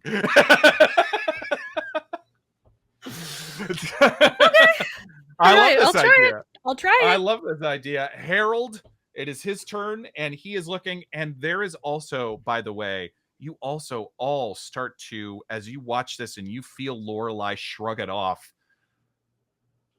something about the house starts to sag, as you also seem to get the sense that it is expending a lot of energy. Harold keeps chanting. What does he have on him? He's going to shoot the zigzag curl box. He sees that and his eyes go wide. Let's just Same, buddy. He went, nope. and and Lorelei, you almost whoa as he points over your head and fires at the box. Oh wow. It's with a 22 under 25. He's not great at it. But he takes a shot. And you watch as one of the boxes, like part of the door, just bursts off the side of it. Charlotte, what are you doing? You are sane somehow. Eden is right behind you, and you are watching as Diarmuid is in a rage against this eye. But Diarmuid has stopped chanting. That's the thing I'm concerned about too. You know that with what he had spent, got it down to 1 minute. So I'm gonna go ahead and I'm going to jump into the chant. I mean, I would say it would only cost you actually, how many magic points do you have? I have 8.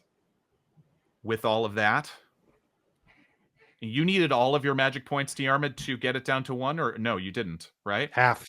No, it was it. That's right. If you use, that's right. There were 8 left, and Diarmuid used 2. So I will say, if you use 6, that will get it back down to 1 minute. 8 left would make it. She would need 5, right? Because you still need 1 minute. You can't go beyond the 1 minute. So that's right. So I'm sorry. Thank you for catching that. So 5. I will use 5. Okay. It's programmer math. And you feel this presence of Eden next to you, and Eden never stopped her chant, and you're hearing everybody's voices and all of that is going on around you, and you pick up the song, so to speak. I think trembling and full of just like at this point Charlotte has like burning hot tears in her eyes too, because she's so angry and so scared. She starts the chant, and as she does, she grabs Eden's hand, so that she's locking her voice with Eden's and matching like tone and intonation and rhythm. Mm-hmm. And I will then use 8 of my magic points. Amazing. Eden, actually, Lorelei, it is your turn. You want to try that Cthulhu Mythos roll, or how are you feeling? Yeah, why not? Let's see. Let's give it a shot. Get to a 4. 4 out of 100. 100. You rolled 100. 100. Oh, wait, 100? 10. That's 1. That's 10. Oh wait, no. 10. No, it's 100. Oh, 100. Yeah. 10. Oh yes. 0. That's. Wait, no, that's 1. No, that's 10. No. I will be what is the so 10 honest. die? I do not understand how these work. It's 1 0, and the second one is a 0. That's 10. That's 10. 10. Woo! Yeah, that's 10. 100 is a 0 and 2 zeros. Right. I'm gonna 0 spend and luck 0 points. 0. I'm gonna. You know what? Because it's a 4, I'm gonna spend luck points. Can I? So my extreme success is a 0, so I could not possibly get an extreme success, but I could get a hard success. Correct. That's correct. I will spend 8 luck points to get it down to a 2 and do a hard Cthulhu Mythos. Yeah.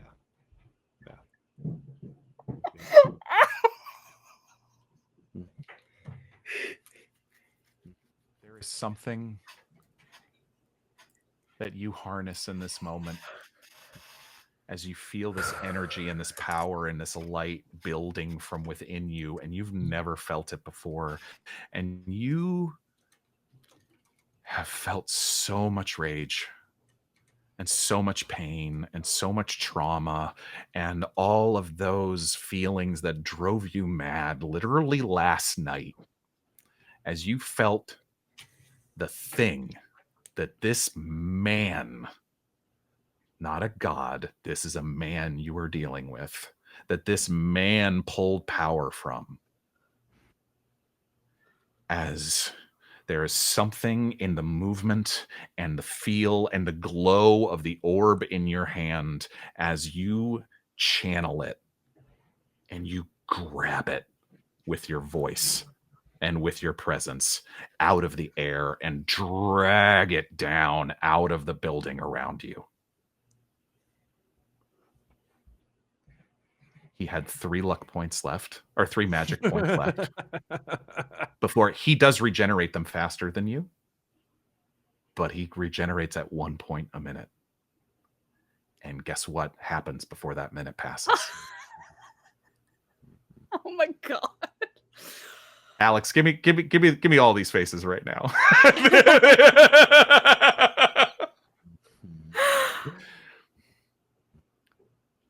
As you pull all of these magic points out of it, something happens to the house around all of you. The roof of the dining room, the room that you all are in, starts to buckle and crack and break and shift. And you all can't help but look up. As you keep chanting, you look as Lorelei seems to have this look of victory and shock on her face as she seems to have usurped the last bit of magic that Memphis had in him. And you look up as the ceiling of the dining room, the plaster and the drywall shifts and shapes into a face looking down at you.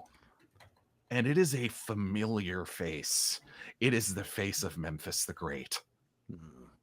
As finally the chant builds to its crescendo and the minute comes to a close as this form is pulled and pushed into this house.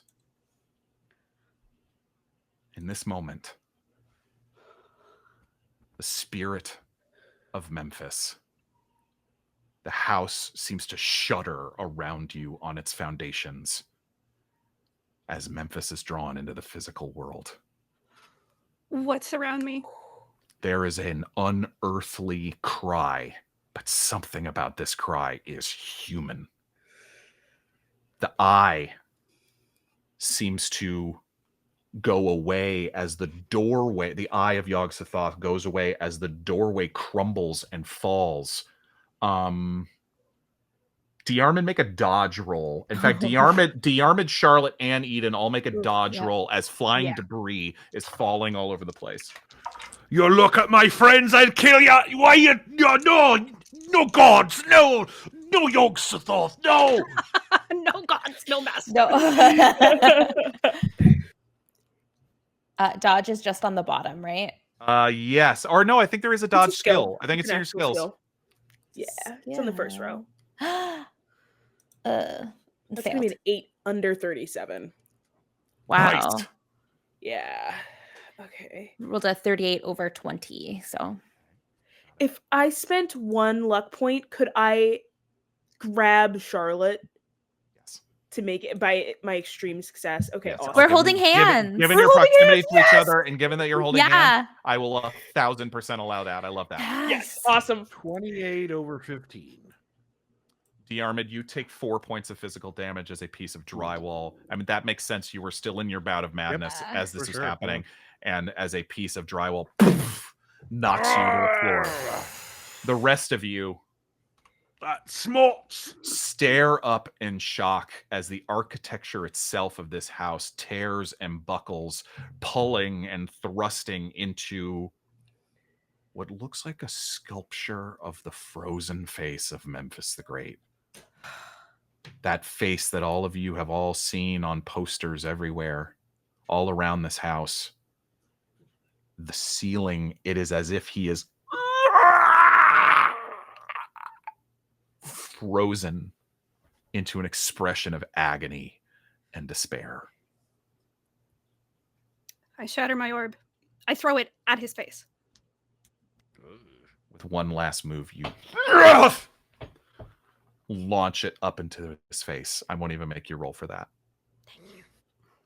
It breaks and there is an escape of mist and air and some like odd translucent liquid seems to make a small cloud. It's frozen.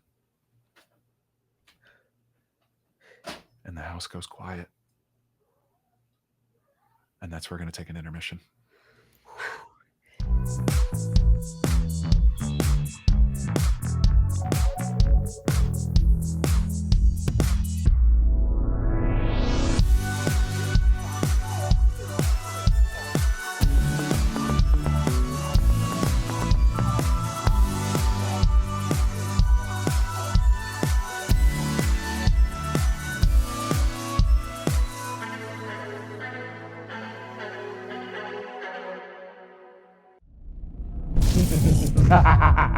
You fools! You'll never defeat me. Now face the wrath. Why is he so hot? What? I think it's just that epic miniature. It's really doing a lot for me, too. Yeah, maybe. But he's also kinda... Silence! As I was saying, face the wrath of my metal army, crafted here in my Eldritch Foundry. Dude, where'd you get all these minis? I'm subscribed to Eldritch Foundry's Eldritch Unlimited with unlimited STL downloads. Now, can we get back to... Eldritch Foundry's amazing! I never thought I'd have the perfect mini for my demon-born, half-elemental, catfolk, warlock, bard multi-class with a bunny wizard familiar, but here she is. Thank you so much for printing her. Yeah. Sure, Jen. No problem. Now face my wrath!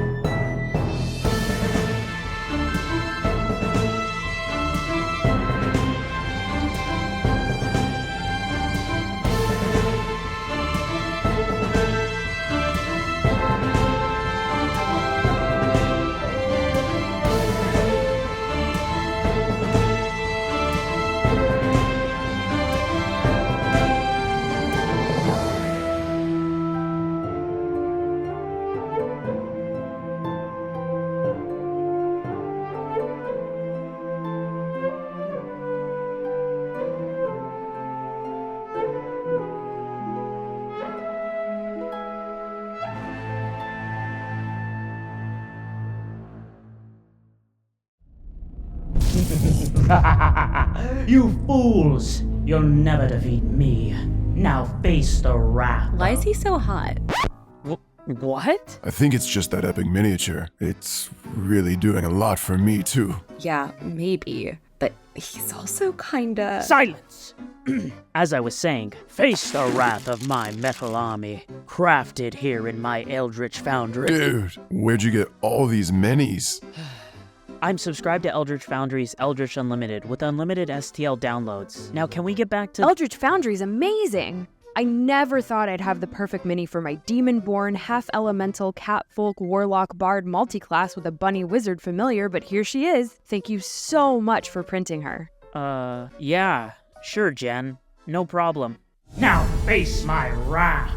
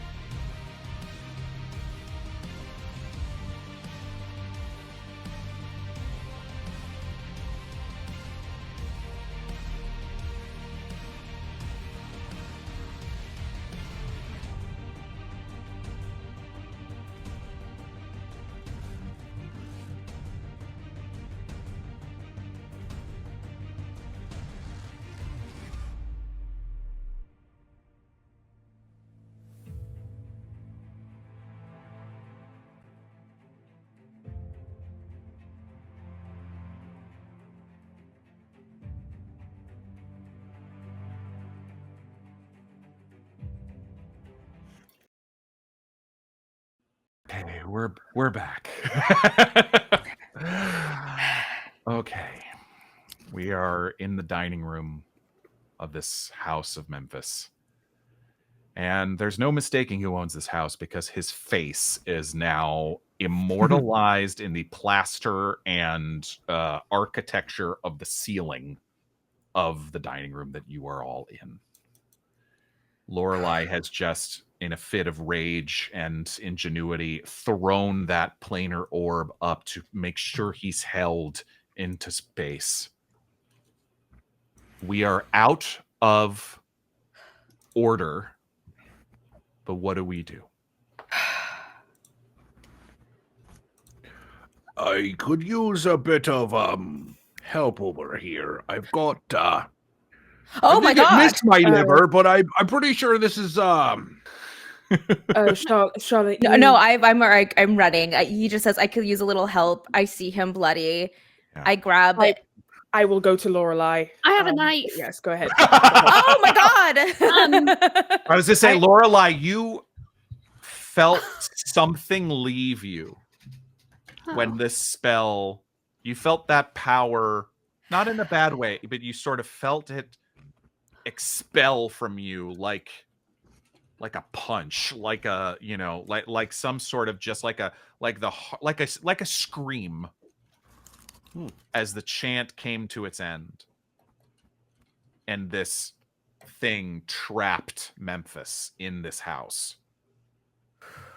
And as you're just catching your breath, that pain of the knife in your shoulder just starts to, oh, wow. Yeah, I think she's leaning pretty heavily on the overturned table. Just physically and emotionally exhausted. If Yeah, the doctors... Oh, yeah, go ahead. Do you know how to make a Molotov? Yeah. Would you rather Molotov the house down, or would you rather shoot the face with a Tommy gun? Well, I mean, I'm thinking Ingrid might want the house, right? I'm partial to burning it, honestly. I think it's like burning it. But All right, well, that's will easy enough to do. shooting it destroy... Harold is like, Oh no, I've got explosives in my car. It's fine. Ingrid does not want this house. Okay, take it down. I'm first aiding Diarmuid. Hey, watch where you're touching me. Hey. You're bruised and bleeding inside your body. Right. So don't stick your finger in it then. I'm not sticking my finger in it, it's sticking around it. You're so squeamish for being a soldier. It hurts now. Eden's... blood. Yeah, you're losing a lot of blood. Eden is immediately running over, watching you like start turning around. Absolutely is not going to let you walk by yourself. No, walk around with a knife in your shoulder. Yeah, so I will... If anyone needs bonus die, Dungeon Speedrun gave the entire party a bonus die. Let's go. Okay, yeah. Okay. So if you need them, let me know. Yeah, can I make a first aid roll to go ahead and start? I don't know if it's best to take the knife out. I don't know what, but I think that Eden... I will say that Eden knows. You probably need to get the knife out and then staunch the bleeding. Yeah. But yeah. Okay. Absolutely. Give me a first aid roll. Awesome. What'd you roll, Charlotte? I am not... Oh, sorry. Oh, no. Do you trip and accidentally push the knife? Did you push it in? 3 under 50. 3 under 50. That's amazing. Eden like a Incredible. real like someone who's removed knives from people before. You just do like a moment of like, yeah, Lorelei, what's that over there? What? Boom. I'm sorry, that trick normally works. It works on me. When you're pulling swords out of dogs. Well, knives too. I rolled a 24 under 50. 24 under 50. Okay. Both of you, both Diarmuid and Lorelei, you regain 1 hit point. On a successful first aid roll, you regain 1 hit point, and you're able to basically stop the bleeding of everything that's going. Morgan, I'm gonna figure out what this jam is. Oh, the jam and the gun. Yeah, I think that's Oh, I was like jelly. Jelly? I know. Chip Took food? me a second. What kind of jam is this? Never went through this guy's Jam is cupboards. this bout We've of got madness. jam in the fridge here. This stuff keeps for a while, I think. Save the jam before we set it on fire. My God, he's got great taste in preserves. It's actually a good idea to Horrible loot the taste house. in magic. Great taste in preserves. Gosh. Roll me a I think that's a mechanical use or something like that. That was firearms. Is it? Yeah, roll me a firearm roll. That makes sense. To basically fix your gun. Harold is sitting back on his haunches, having completed this, and looking around at all of you. I use the bonus die. Great. And that makes it 21 under 40. You're able to correct the jam in your Thompson. Great. But Harold, All right. after a moment of seeming to just gather himself, Harold puts his hands to his head. I think he's gone. You don't feel him anymore? It was hard to tell when I was and when I wasn't. But there, before the end, I think I realized it was definitely him. And he's not there right now. That's because he's... Well, we should move quickly. I don't know how long this lasts. Yeah. Yes. Diarmuid racks the magazine and points it again at Harold. Wait, easy, he helped us. Stop it. He still murdered a man. Yes, but He's a man still who is dangerous. He murdered a man. Dangerous man. Well, hang on. We are also going to murder that man. Are you going to shoot me? I trapped this man in a house. Hold on now. He's already dead if he's in a house. No, he's not. We need to kill him, otherwise he is still. So we're just gonna let a murderer go possessing the free house. then. He's not going free. We can't even prove that he did anything. He already he admitted it out loud. What would you like to do? Send him to jail for killing someone that is possessing a house? He said he would I'm show us sending where him to jail because he murdered a man. A demon. Lorelei, he murdered a man. A demon? He was no longer a man. Mantis or He Axel. became a demon afterwards. Regardless, there's a body in a No, field that he became a buried demon after he killed the man. After Busan, he was no longer Axel. I He think was something perhaps else. we can talk about morality after we get out of this house. I don't know how long this is going to keep. I don't know. Whatever this is, he's not dead, right? He's in the house. We must But destroy it. to your point, I understand what you're saying, Diarmuid. But I don't know where morality. I don't know where we sit on the moral I think scale. it's more of what do I say to Ingrid and look her in the eye when she asks? I think we tell Ingrid the truth, obviously. So then she's gonna want that man to go to jail. Then let her decide that. Well, I am, but the only way to do that is to make sure that he follows the rules and regulations, and the only way that I know how to do that is to make sure there's a gun on him. Do you really think at this point he's going to run? I'm not sure exactly how smart he is, so yes, I think it's a possibility. Just handcuff him, tie him together. Well, He is right here, second and part. he can hear everything we're saying. I know. No, yeah, I mean, I know. I'm just saying we're. The talking next about it step like was he's not to here. lock him up, not just to hold the gun How on him the about whole we time. set the house on fire? I think that is the most important thing right now. Yes. Harold says yes. Yes, if I get a vote, yes. Is there anything that we need to get for Ingrid? Is there anything in the house that we should save from the fire? There's a picture in the master bedroom. I think it's of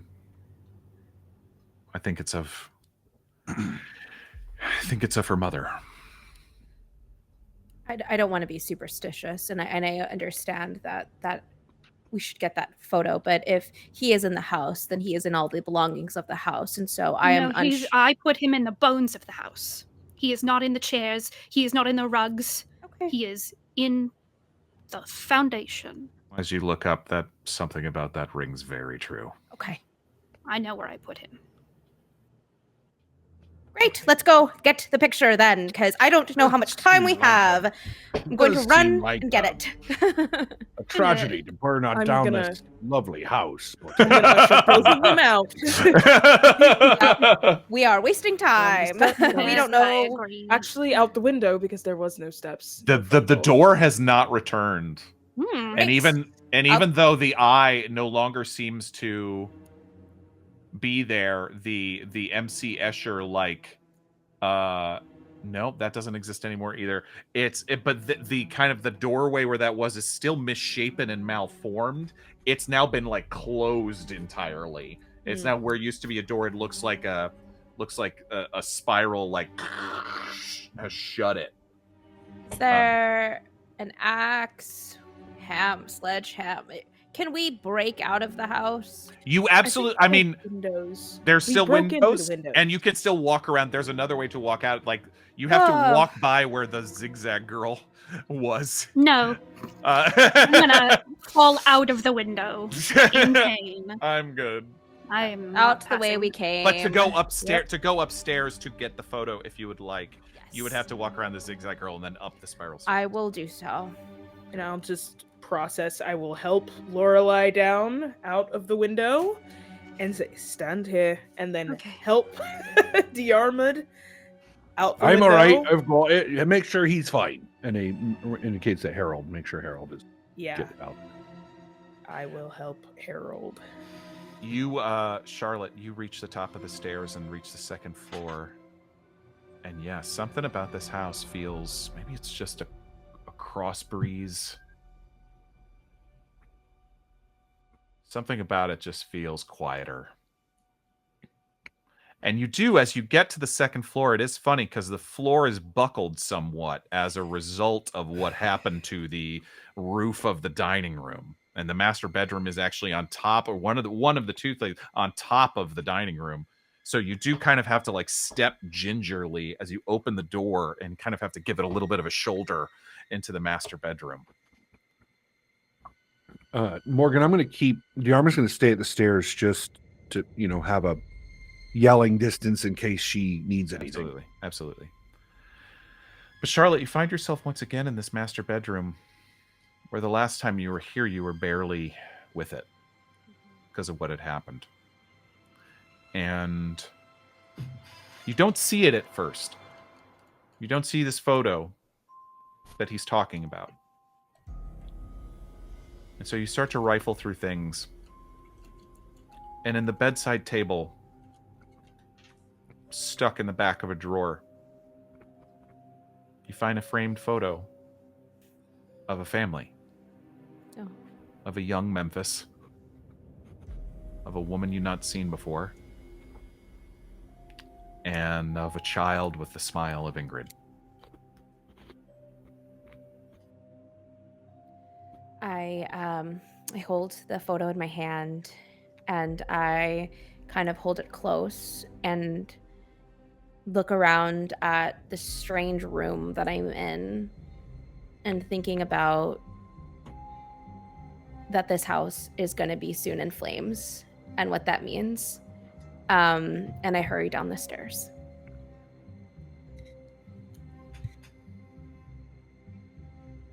Something tragic about it. Maybe more tragic than you would have found it normally. Something that doesn't quite. But if it has to be, it has to be. Memphis's time is done. And you round the stairs, and you walk down, and you see Diarmuid looking up at you. Oh, you're right, Ed. Yeah, yep. I found the photo, so we can go. Lovely. And as you stand on this, as you kind of make your way out of the dining room window, Eden, I mean, Harold seems not defeated, but tired.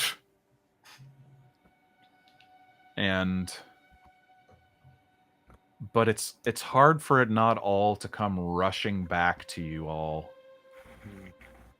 about what brought you here in the first place. Of all of the death and all of the pain and all of the violence surrounding this house. And all the people, Ingrid, Melody, your uncle, all the people that have been hurt by it.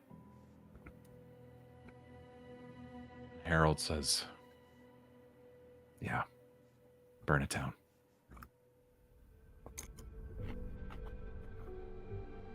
The cops might show up eventually. But hopefully we can do some damage before they do. I don't think anyone else should enter this house ever again.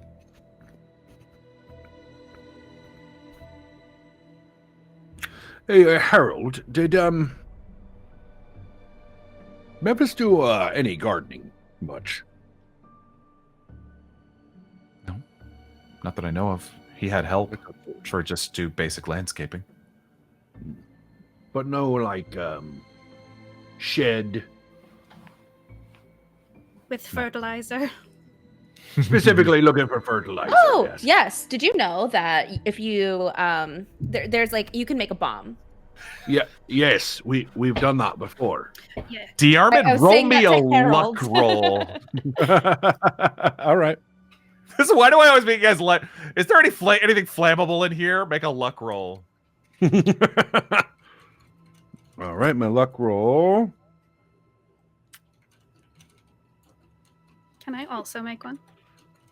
Yes. Okay. Ooh, 14 under 70. Never mind, I don't have to. with a is that an extreme or is that just a hard? So that's extreme. An extreme success. Needs extreme. With an extreme success in the basement where you found old boxes of food, old magic equipment from Memphis's oldest days, first days as a magician. There are also fertilizer, sod, and gasoline. Well, good news is I've got what we need to make this house disappear. That's gonna make a lot of noise. Yeah, it is, but I can temper it. It's not too hard to do. You just want the structure of the house to fold in, yeah? He's in the bones of the house. Yeah, super easy. I just blow out the supports, it'll crack itself down and that'll be fine. I'm hoping this actually kills him. I don't know. I would assume, but... Well, here's the thing. We probably want to not be anywhere nearby. Sure. And we probably want to cover our car tracks if we've got, that kind of thing. And then we should probably make sure that there's nobody within, I don't know, probably 500 feet of the house. What time of day? It's pretty late, right? It's pretty. It's it was at the end of his show, so I'm gonna say it's probably 11 or midnight at this point. Okay. Is there a gas line in the house? That's what I was gonna ask. 1920s? That's a good question. Absolutely, gas lights. That's, okay. Yeah, long time. I'll say so. Yeah, and this is a well-to-do neighborhood. Yeah, absolutely. All right, we've got nothing to worry about. I'm gonna light it on this thing, and if anybody starts looking, it'll look like a gas leak. We'll be fine. Perfect. But we should, probably try to cover up tracks so we can, that kind of thing. So while I'm doing that, you should all try to do what I suggested, and don't let that one out your sight. Because immediately as we're Okay. done here, we're going to go to an empty field and dig up a body. Why do you want to dig it up? We should just, like, We right need now, evidence. we already- need evidence. I'm We going to have just evidence. turn to This is- Harold and be like, Harold, if you knew someone who did what you did,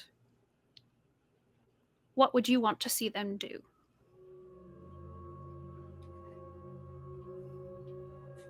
Whatever Ingrid wants. We should really get a hold of Ingrid, honestly. Yeah. Diarmuid, I think that the charge is perfectly. It makes a lot of sense. We're injured. We've just done something great. I don't think that we don't have a reason to dig up a body tonight. We do have reason to turn him in tonight. Knowing our luck, I would rather not dig up a body of this. But I would like to give him the chance to turn himself in. Let's call this night ended after whatever we're doing here. And All right, I hear you.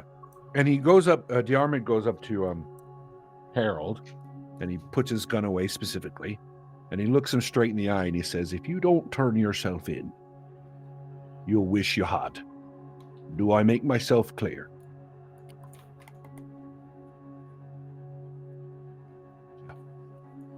Good. All right, I think it's settled.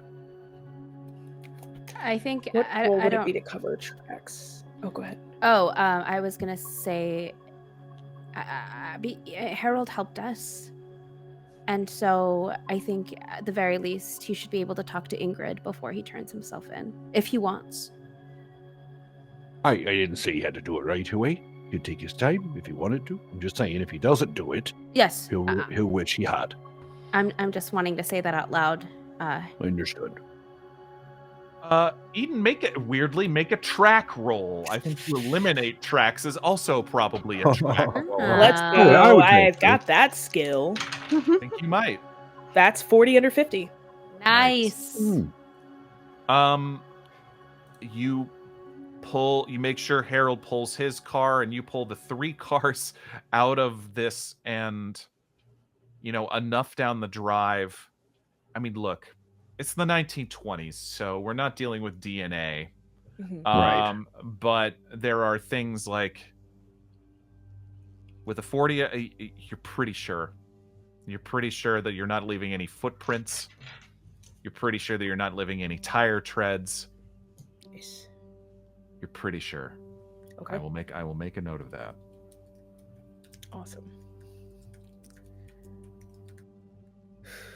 Okay. So there's a bit of business as the 4 of you plus Harold move the vehicles. Diarmuid is busy setting the bomb. Doing a bit of chemistry in the kitchen. What would you like to roll for this, Diarmuid?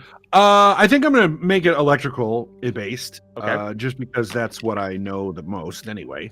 Sure. And so, just a simple trip. Great. Simple electrical spark trip. Okay. Making sure I don't even, with a gas line, the fertilizer only needs to be nearby. It doesn't even need to be. It's an accelerant modified. nearby. Right. Correct. I don't even. So literally just set it nearby the gas line. Set up a small, egg timer. I'm sure that's in the kitchen. that just after a certain number of minutes sparks a spark, and that should be all she wrote. Okay. Roll me an electrical repair roll. All right. It's not really repair, but that's the Yeah, roll but for that's it. Yeah. Yeah. All right. Come on now. Ooh, it's 26 under 40, and I'm going to spend the 4 to make it a hard success. Or Nice. 6 to make a hard success. 26 under 40. Sorry, 45. Apologies. Oh, great. Under Okay. 45. Great. Okay. Cool. Yeah. You are feeling pretty good about this contraption that you built, this Rube Goldberg machine. Yeah, and before I actually set the timer, one last check. Are we ready to go? How long? I think we just need about 3 minutes to get out of here. So We're in the long car. as we're ready. Yeah. All right, let's do it then. Yeah. I'll give it 5 minutes. Okay, you give it a 5 minute. fuse or whatever that is. And Egg timer. there's something satisfying about this, given that the trap bomb you built back in Scotland never got the chance to go off. Yeah, there's a glee behind when he comes running into the car and we're leaving. Whoever's in his car, there's a little bit of a glee in his eyes. It's like, oh, we're gonna see some fireworks today. All right, so between the four of you and Harold, you take the 3 cars, and you start to drive away. And Diarmuid's like, "All right, like we got 5 minutes, but let's go, go, go, go, go." Whoever I'm in the car with, I want to be like, drive slow. I want to see it burn. Okay. I need. Well, we have to 3 know. cars and 4 of us, so I'll say Harold's in the car with Diarmuid. Okay. I'll Then there's 3. I'll say Eden is driving one, and then Lorelei and Charlotte in the other. Yeah. In Yeah, fact, that makes sense. That sounds right. Yeah. 3 cars, trying not to seem too conspicuous as you. Wait, are both caravan. Lorelei, are you also a passenger princess? Oh, I mean, especially right now. Because I just think that's so funny. I think you're the I'm you're the driving. British person, Lorelei. You might be driving. Fair. With one hand. Because I did drive and it was fun. No, you were stabbed. No, right. absolutely. I'm Charlotte would driving. not let. That's No. true. Yeah. Like, which I'm side of the driving road are we on? again. The American. I can do it. You just go slow. Yeah. And be on the right side. Right. Hard left, wide go- right. Really slow because I Yes. just for my own sanity, I need to know that it's burning down. Absolutely. You're maybe a few hundred feet away as you've lost count of the time. You know it's coming, but you're not quite sure. You trust Diarmuid to have done his job right, and you saw that look of glee on his face as you pull away. You kind of park off to the side of the road, each of you. Roll down your window and look in the direction of this house, off to its own in this nice neighborhood, but secluded still. And with a hard success, almost to the second, 5 minutes later, the first thing you see from the inside, deeper in the house, in the kitchen, in the middle of the house, the core of it, you see a flash. You hear the smash of windows as some windows nearby blow out. And then you see the fire. The fire that quickly starts to consume this house. And the smoke rises to the sky. In a pillar of darkness, even against the night sky, the smoke is black. And as you all look on, you watch as the house seems to crumble. Doesn't fall. You probably would have to wait longer than you're comfortable with to watch the whole thing fall. But there is something in the architectural damage that was already done tonight, and the handiwork of Diarmuid, that you watch as if the windows seem to just kind of buckle and crumble. And then it's as if the house just starts to settle and fall into itself and be consumed by the fire. And you drive away into London at night.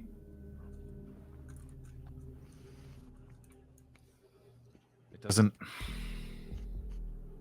I don't know. Maybe it does feel like a victory. Or maybe it just feels like survival.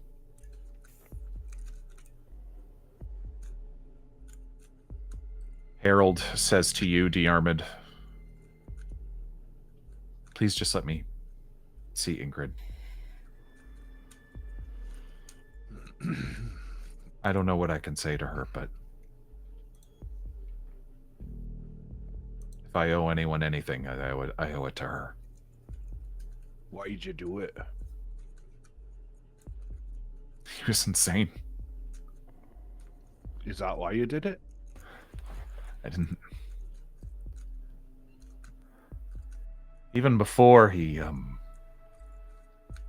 was doing whatever he was doing with my mind, we could tell, Ingrid and I could tell he was dangerous. I assume she told you, ever since he got back from Bhutan. He was scary. So we argued all the time, but that night,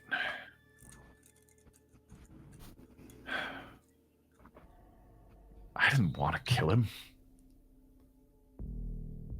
I wanted what he had, of course. But I'm not You're not a killer.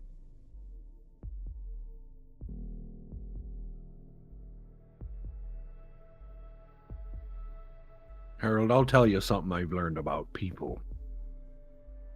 Everyone's a killer.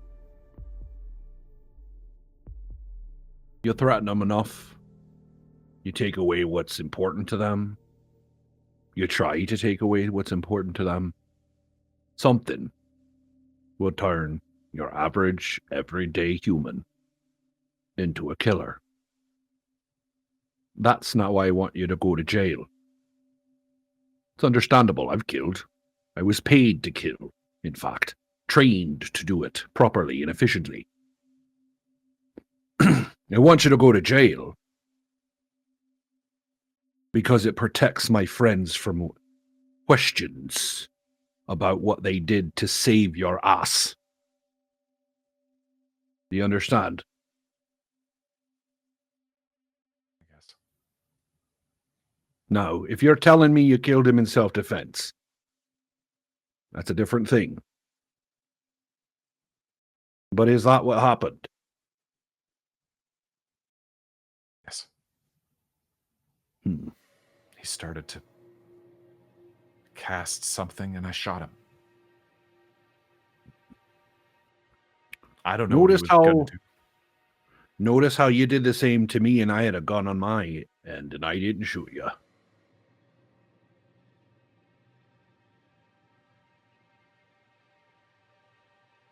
Very lucky.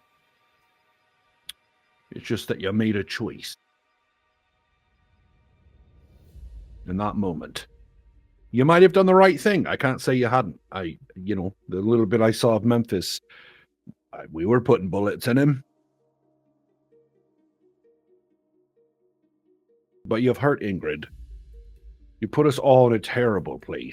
3 people, innocents. Well, I say innocent. They did break into the house and try to steal things, but that doesn't mean they get to die.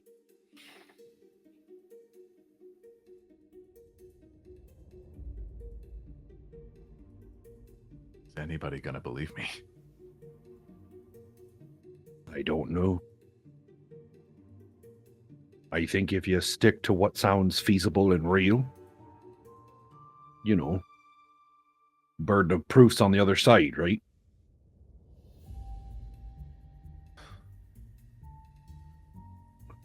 Memphis can't defend himself if he's dead, so most will probably take your word for it, since you're still here. And if Ingrid can back you up and tell the jury that he was crazed and it was believable that he would, might hurt you, then makes it a lot easier. But then at least the matter is settled. And if you wish, be more than happy to speak for you on a character witness. Thank you. You do seem regretting of what you've done. Talking to you all Feels like the only thing in weeks that's made any sense. Well, you've opened the door. Now you know what's going on. The rest of the world doesn't seem to. I don't think they should. No, they shouldn't, which is why it's even more important for you to turn yourself in. It maintains the reality that they believe in.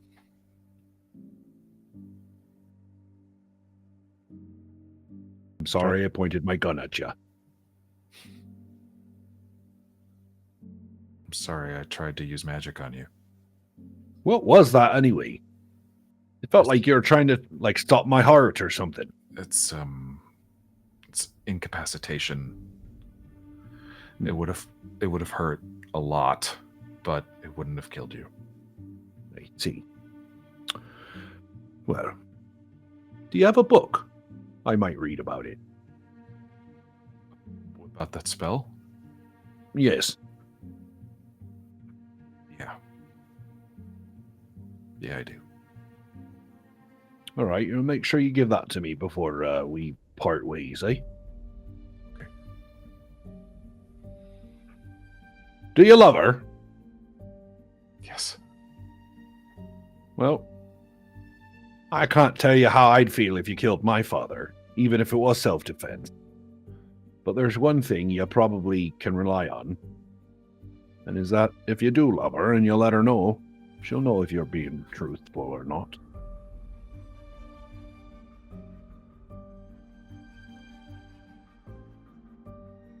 And he gives that a lot of thought. Does the caravan drive to Ingrid's? Where do we go?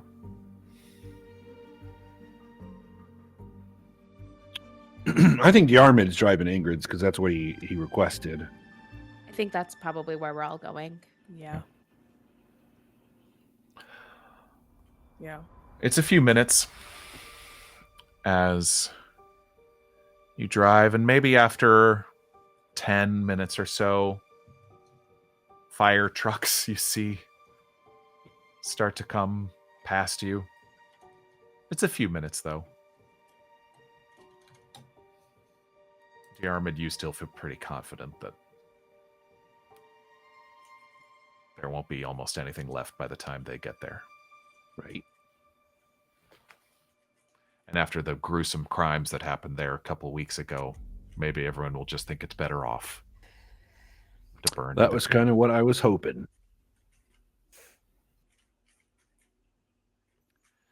You arrive at Ingrid's flat, the address she'd given you.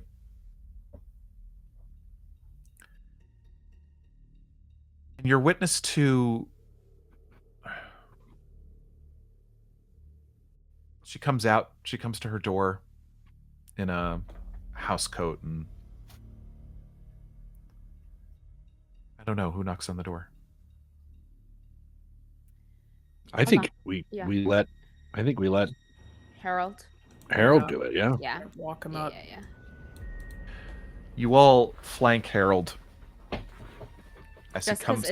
because also if it's just Harold, that's so jarring because that's Yeah. where For sure. yeah. Absolutely. So we're Absolutely. there. I for would there. think sure. so. For sure. I would think so. Yeah, Given yeah. how he ended things Yeah, previously. I'd be Yeah, horrified and so scared if I was Ingrid and he's just there. Yeah. Oh my god. Yeah, for sure. You watch as he knocks on the door, and Ingrid answers it, and she does look shocked and a little scared. But then she does seem to take comfort in seeing you, Lorelei, and seeing all of you. I've hidden my bloody blouse under a jacket. Sure. Absolutely. She definitely has a quizzical look on her face. It's like, what, as if to ask, what the hell happened to all of we're you? like worse for wear. Yeah, 1000%. Eden's still got the gun and the table leg. Yeah. Just toss him, just drop him in front of the door. Haven't put him down. Yeah. No. But Ingrid's eyes, as if she's avoiding it, land last on Harold. What are you doing here?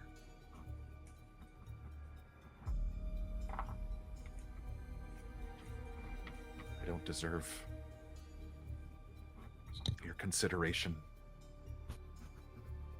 I don't know what I said.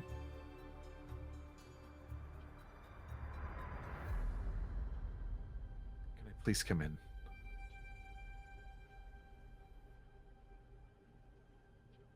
Not alone. You can come in if they come in with you. We'll be there. He's him now. He helped us tonight when we really needed it. Even under threat of death, so Yes. let that speak for you. And you all watch as she lets him inside, and she makes each of you tea. And he does his best to explain what happened.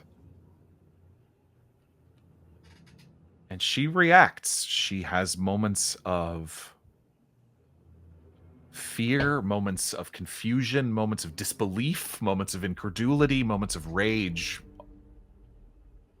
as she hears everything. And I assume you all confirm or deny what you know. At this point, she's got to know. And you lay it all out.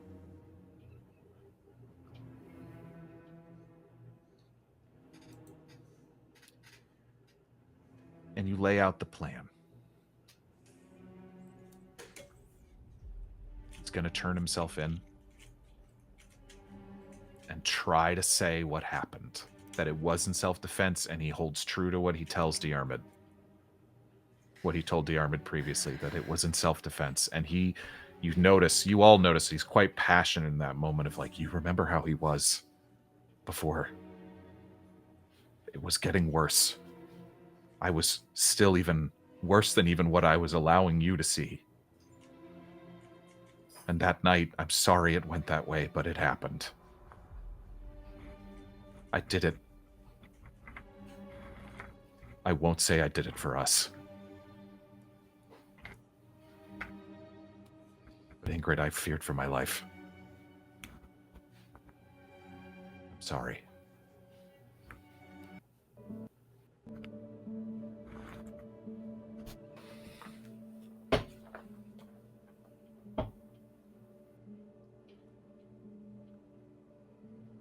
And she seems unsure. She believes him. You see in that moment, but I think she's struggling with the same thing that all of you are struggling with, where she's unsure what to do.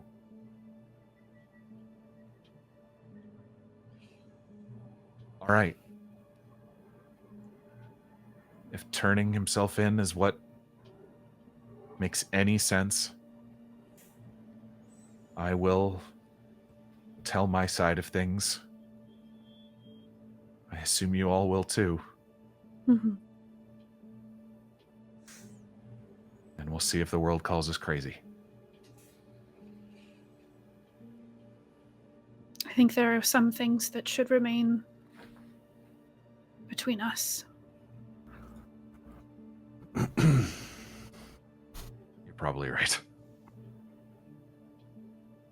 I'm glad that you both now know what's out there.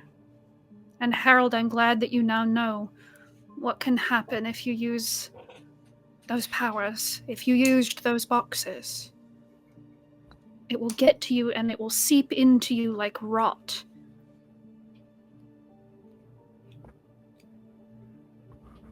Harold, the book, where is it? What book?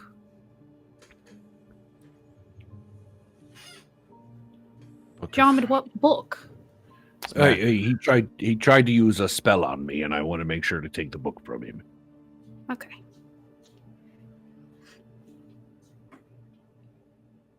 He mentions it's actually a notebook that you can find, and where to find it in his flat. Okay. This is Ingrid's flat. They keep separate places. But he mentions that it's particularly like there was the Book of Aben and there was Thaumaturgical Prodigies at the New England Canon, specifically a couple more spells that he may have cribbed he found from Memphis around. those, yes, he mentions a personal notebook and where to find it. Lovely.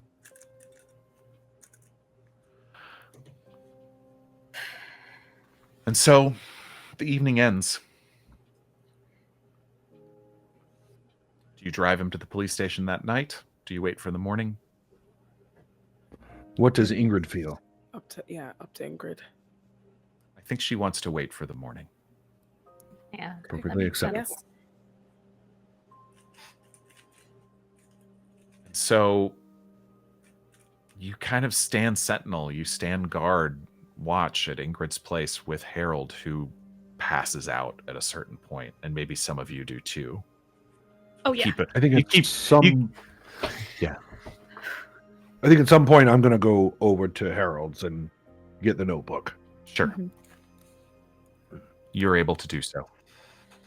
Want to do that before the police start rummaging through his stuff. As you all kind of remember everything, Charlotte, you're not sure you'll ever shake that image of the eye out of your mind for the rest of your life. Yeah. Same with you, Eden.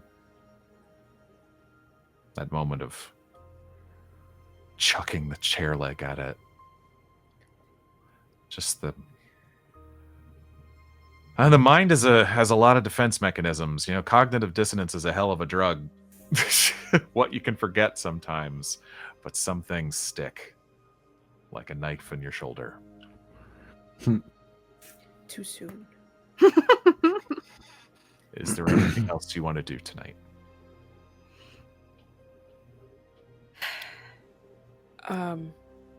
Eden will silently go up to each person and give them a hug. It is a very warm thing. It is silent, like I said, and it's like you almost think that she's going to like. It's not a murderous look. Like she's not angry or anything, but she's certainly like concerned, and she squeezes a little bit too hard, especially for those injured in our party. But I think that she hasn't even thought about what the success of this mission means for her uncle, and what she gets after this.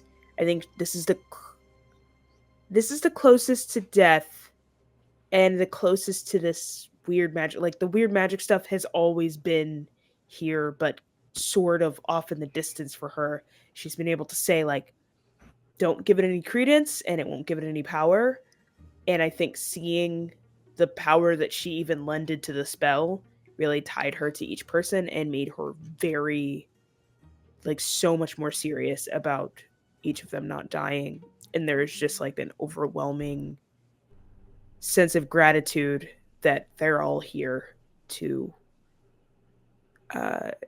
get through the night with. And she will just like collide with each of you and embrace you. And will take whatever sort of exhaustion, whatever, to take watch during like Lorelei and Diarmuid's watch. Both of them are injured. She can absolutely do it. But she's very grateful. It's been easy to forget that this was, in a way, this was all for you. Yeah. Think about that one later. I won't make you take any sanity points for that. What does the sleeping or watch arrangement look like as we kind of I'll say there's one couch, one love seat, and an armchair. And Hawkins is in one, and Hawkins is taking the love seat. How about that? Because she ain't allowing him in the bedroom. Absolutely. Understandable. I think that like knowing that everyone is in the same room does give Charlotte a lot of comfort, but I think she's similar to like a little bit of like a wounded cat. When cats are like hurt, they're like, they hide a little bit. Yeah. And so her sleeping arrangement is, or at least for a little bit, she just goes into the bathroom. And she kind of shuts the door and she curls up on the floor of the bathroom. And she's exhausted and tired, but she needs like this space alone to process. But as she does, she gets out a notebook and she draws the eye over and over and over again until she falls asleep.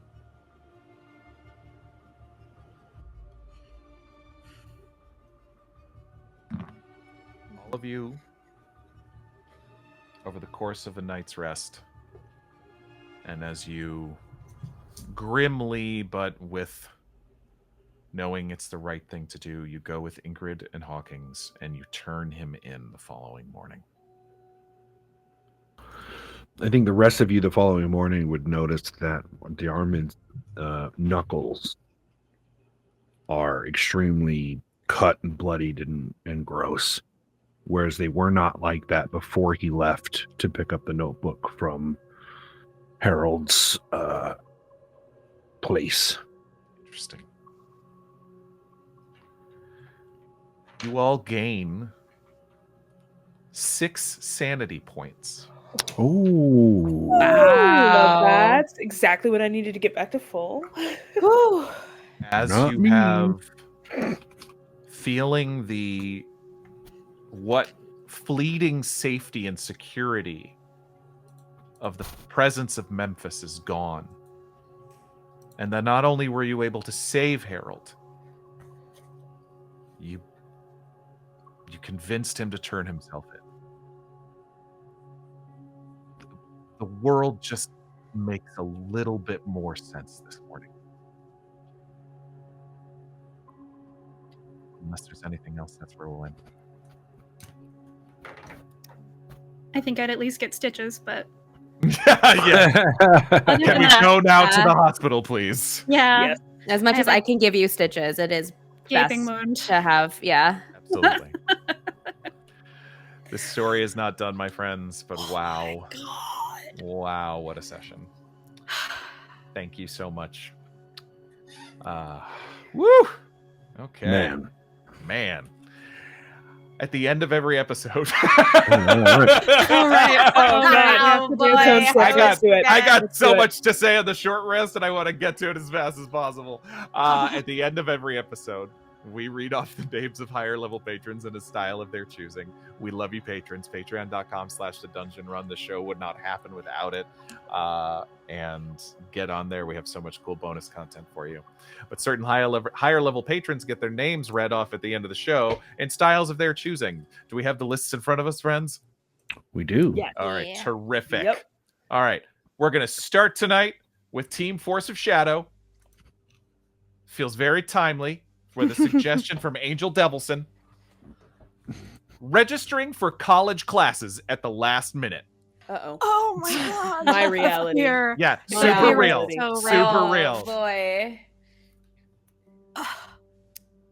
Okay, so hi. I'm so sorry. I know the deadline is in like, an hour and a half. There's only a few electives left. Are you trying to register? I Yes. am. Yeah, we all are. Yes. Oh, goodness. We've all Yeah. had like 4 monsters each. I'm so sorry, but we had to stay up Oh. really late for this. Oh, goodness. Okay, well, we do have Calculus 4, which is Oh my taught God. by a professor who calls themselves the Black Akari. I'm told it's very different. Next. Okay, got it. But if it makes it better, we're all Idaho Judd majors. Yeah. So Yes, like we are anything majoring that in Idaho kind of- Judd. Okay, I have all a right. minor in fail waffle if there's anything that helps that. Okay, all right. Well, this might be a little similar. It's called I Think I'm Nuts, The Teachings of Gateway Guy in Pre-Agrarian Europe. Yes. How many spots Yeah. are there? We need that. There's 20. There's only one other person in that class, so Slam no us one in else there. takes that. Okay, Yeah, great. let's do it. Great. Bertie Berkey, Berk near Skirky, a perfect turkey, Lincoln break. Fliferky. I'm a foreign exchange student. I'm so if you sorry. didn't- Is that Swedish? Europe? Am I having a stroke? Okay. Well, listen. He said in plain English he is Swedish. Yeah, He's no, an we- exchange student. We need to give him So less don't worry. monsters. I've had too many Here's- monsters. Oh, It's funny you should mention Swedish. This is Abracadabra, the experimental films of the Swedish 1920s, and apparently they're just 5 seconds long, but you watch 1,000 of them throughout the semester. Oh my god! Honestly, that sounds great for my ADHD. Okay, That sounds so good. Perfect. Yeah. And I'm sure Yerpy. Mr. Yerpy, was it? I'm sure No, that'll be no, perfect. Pete. Okay. Beep. Sorry if I you're Swedish. I'm so genuinely- sorry. I genuinely think I'm nuts every time he opens his Thank you, Team Force of Shadow. I'm having a Lincoln break. The Swedish chef going to college, Swedish y'all. chef. I don't know. That was I too want to see real. that movie. My goodness. And for Team Force of Light, we have a suggestion from Critical Nerd, Brandon, which is, I tweaked this one a little bit. Coming across another Call of Cthulhu party doing the same mission as you.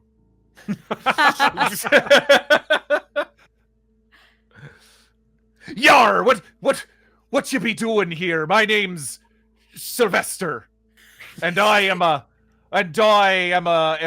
bartender. A pirate bartender named Sylvester. What? Oh, Yar, that I am. I'm also a pirate bartender. My name is Lucas.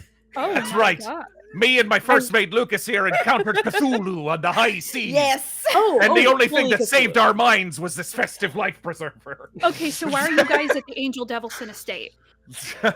It's Oh, like we- 2 a.m. Why are you here? We hear it's possessed by a city racing girl. My accent changed. Have you heard the legend of the city racing girl? No, Yeah, we're that's why after the we're legend of Fenderil, actually. But the Legend of Fenderil had this like addendum clause about City Yes. Racing Girl. I think we might be Yes. here for the same god, just a different name. Interesting. Let me ask you something. Have you encountered a cult called the Ghostbusters Quick Response Unit? Yes. Yes. Yes, so many times. Yes, We we are have. on the same tracks. Absolutely, we have run into the Ghostbusters Quick Response Unit, and also there's a dungeon speed run around. Wait, Our- are you our from German Sweden, friend, sir? Who's you? Weba. Oh, Who no, are you? He's I am- German. Yeah, my name is Alpus, and I'm here with these others here to find the unbearably loquacious god. He just showed up one day and honestly, I'm a professor of math and science and physics. Unbearably At the Brave loquacious god. University, yeah. You must mean just Jules, which, as we all know, is spelled with 3 U's. Oh, and a Z a no. couple of times. That's several So, Z's and who several else? U's. So, did you find the Book of Braba then? Oh in yeah, there. obviously. Careful We went with to that Book of chapter Braba. 3. That's the subtitle to a mask, and that's how we found out Mhm. that we needed to be here specifically because underneath is where they're doing the unbearably loquacious ritual. This is pretty Did you confusing. not- I think we need to talk to our keeper of arcane lore. I'm Yeah. not sure this Yeah, lore I'm makes not- any sense. You have I'm a not keeper? sure. You don't? You don't have a No. keeper? You guys Wait are a minute. here? You're just in You have it? You're just shotguns there? like Oh my ladies. god! We You got got a Tommy shotgun? guns. You We got each have Tommy I've guns. got a shotgun. I've been fighting deep sea creatures with a boat hook for 17 sessions. Not even a harpoon? Nothing. Wow. Our You got keeper's an Get talks. yourself get yourself a shotgun. They're very effective. Well, as long as nobody's keeper gave him a Thompson, because that would be really That crazy. would be bad. One. It One would be Thompson. great. We have 3. Thank you, first of all. We will be back real soon with more Forbidden Loves. This has been what a session. Wow. We got Insane. so much more good stuff on the way. But yeah, the emotional and the supernatural consequences are not done. We have so much. We got to find out what's in that lockbox. We were talking about that at intermission. Yeah, we do. Yeah, we do. Eden's got business. Yeah. And I've got lockpicks. That's correct. We have But thank you so much, patrons. Thank you to our amazing community. Thank you, audience. Thank you, players. Thank you, Alex, for being here and running tech and doing such an amazing job. Thank you, Alex. Love you, Alex. Humankind.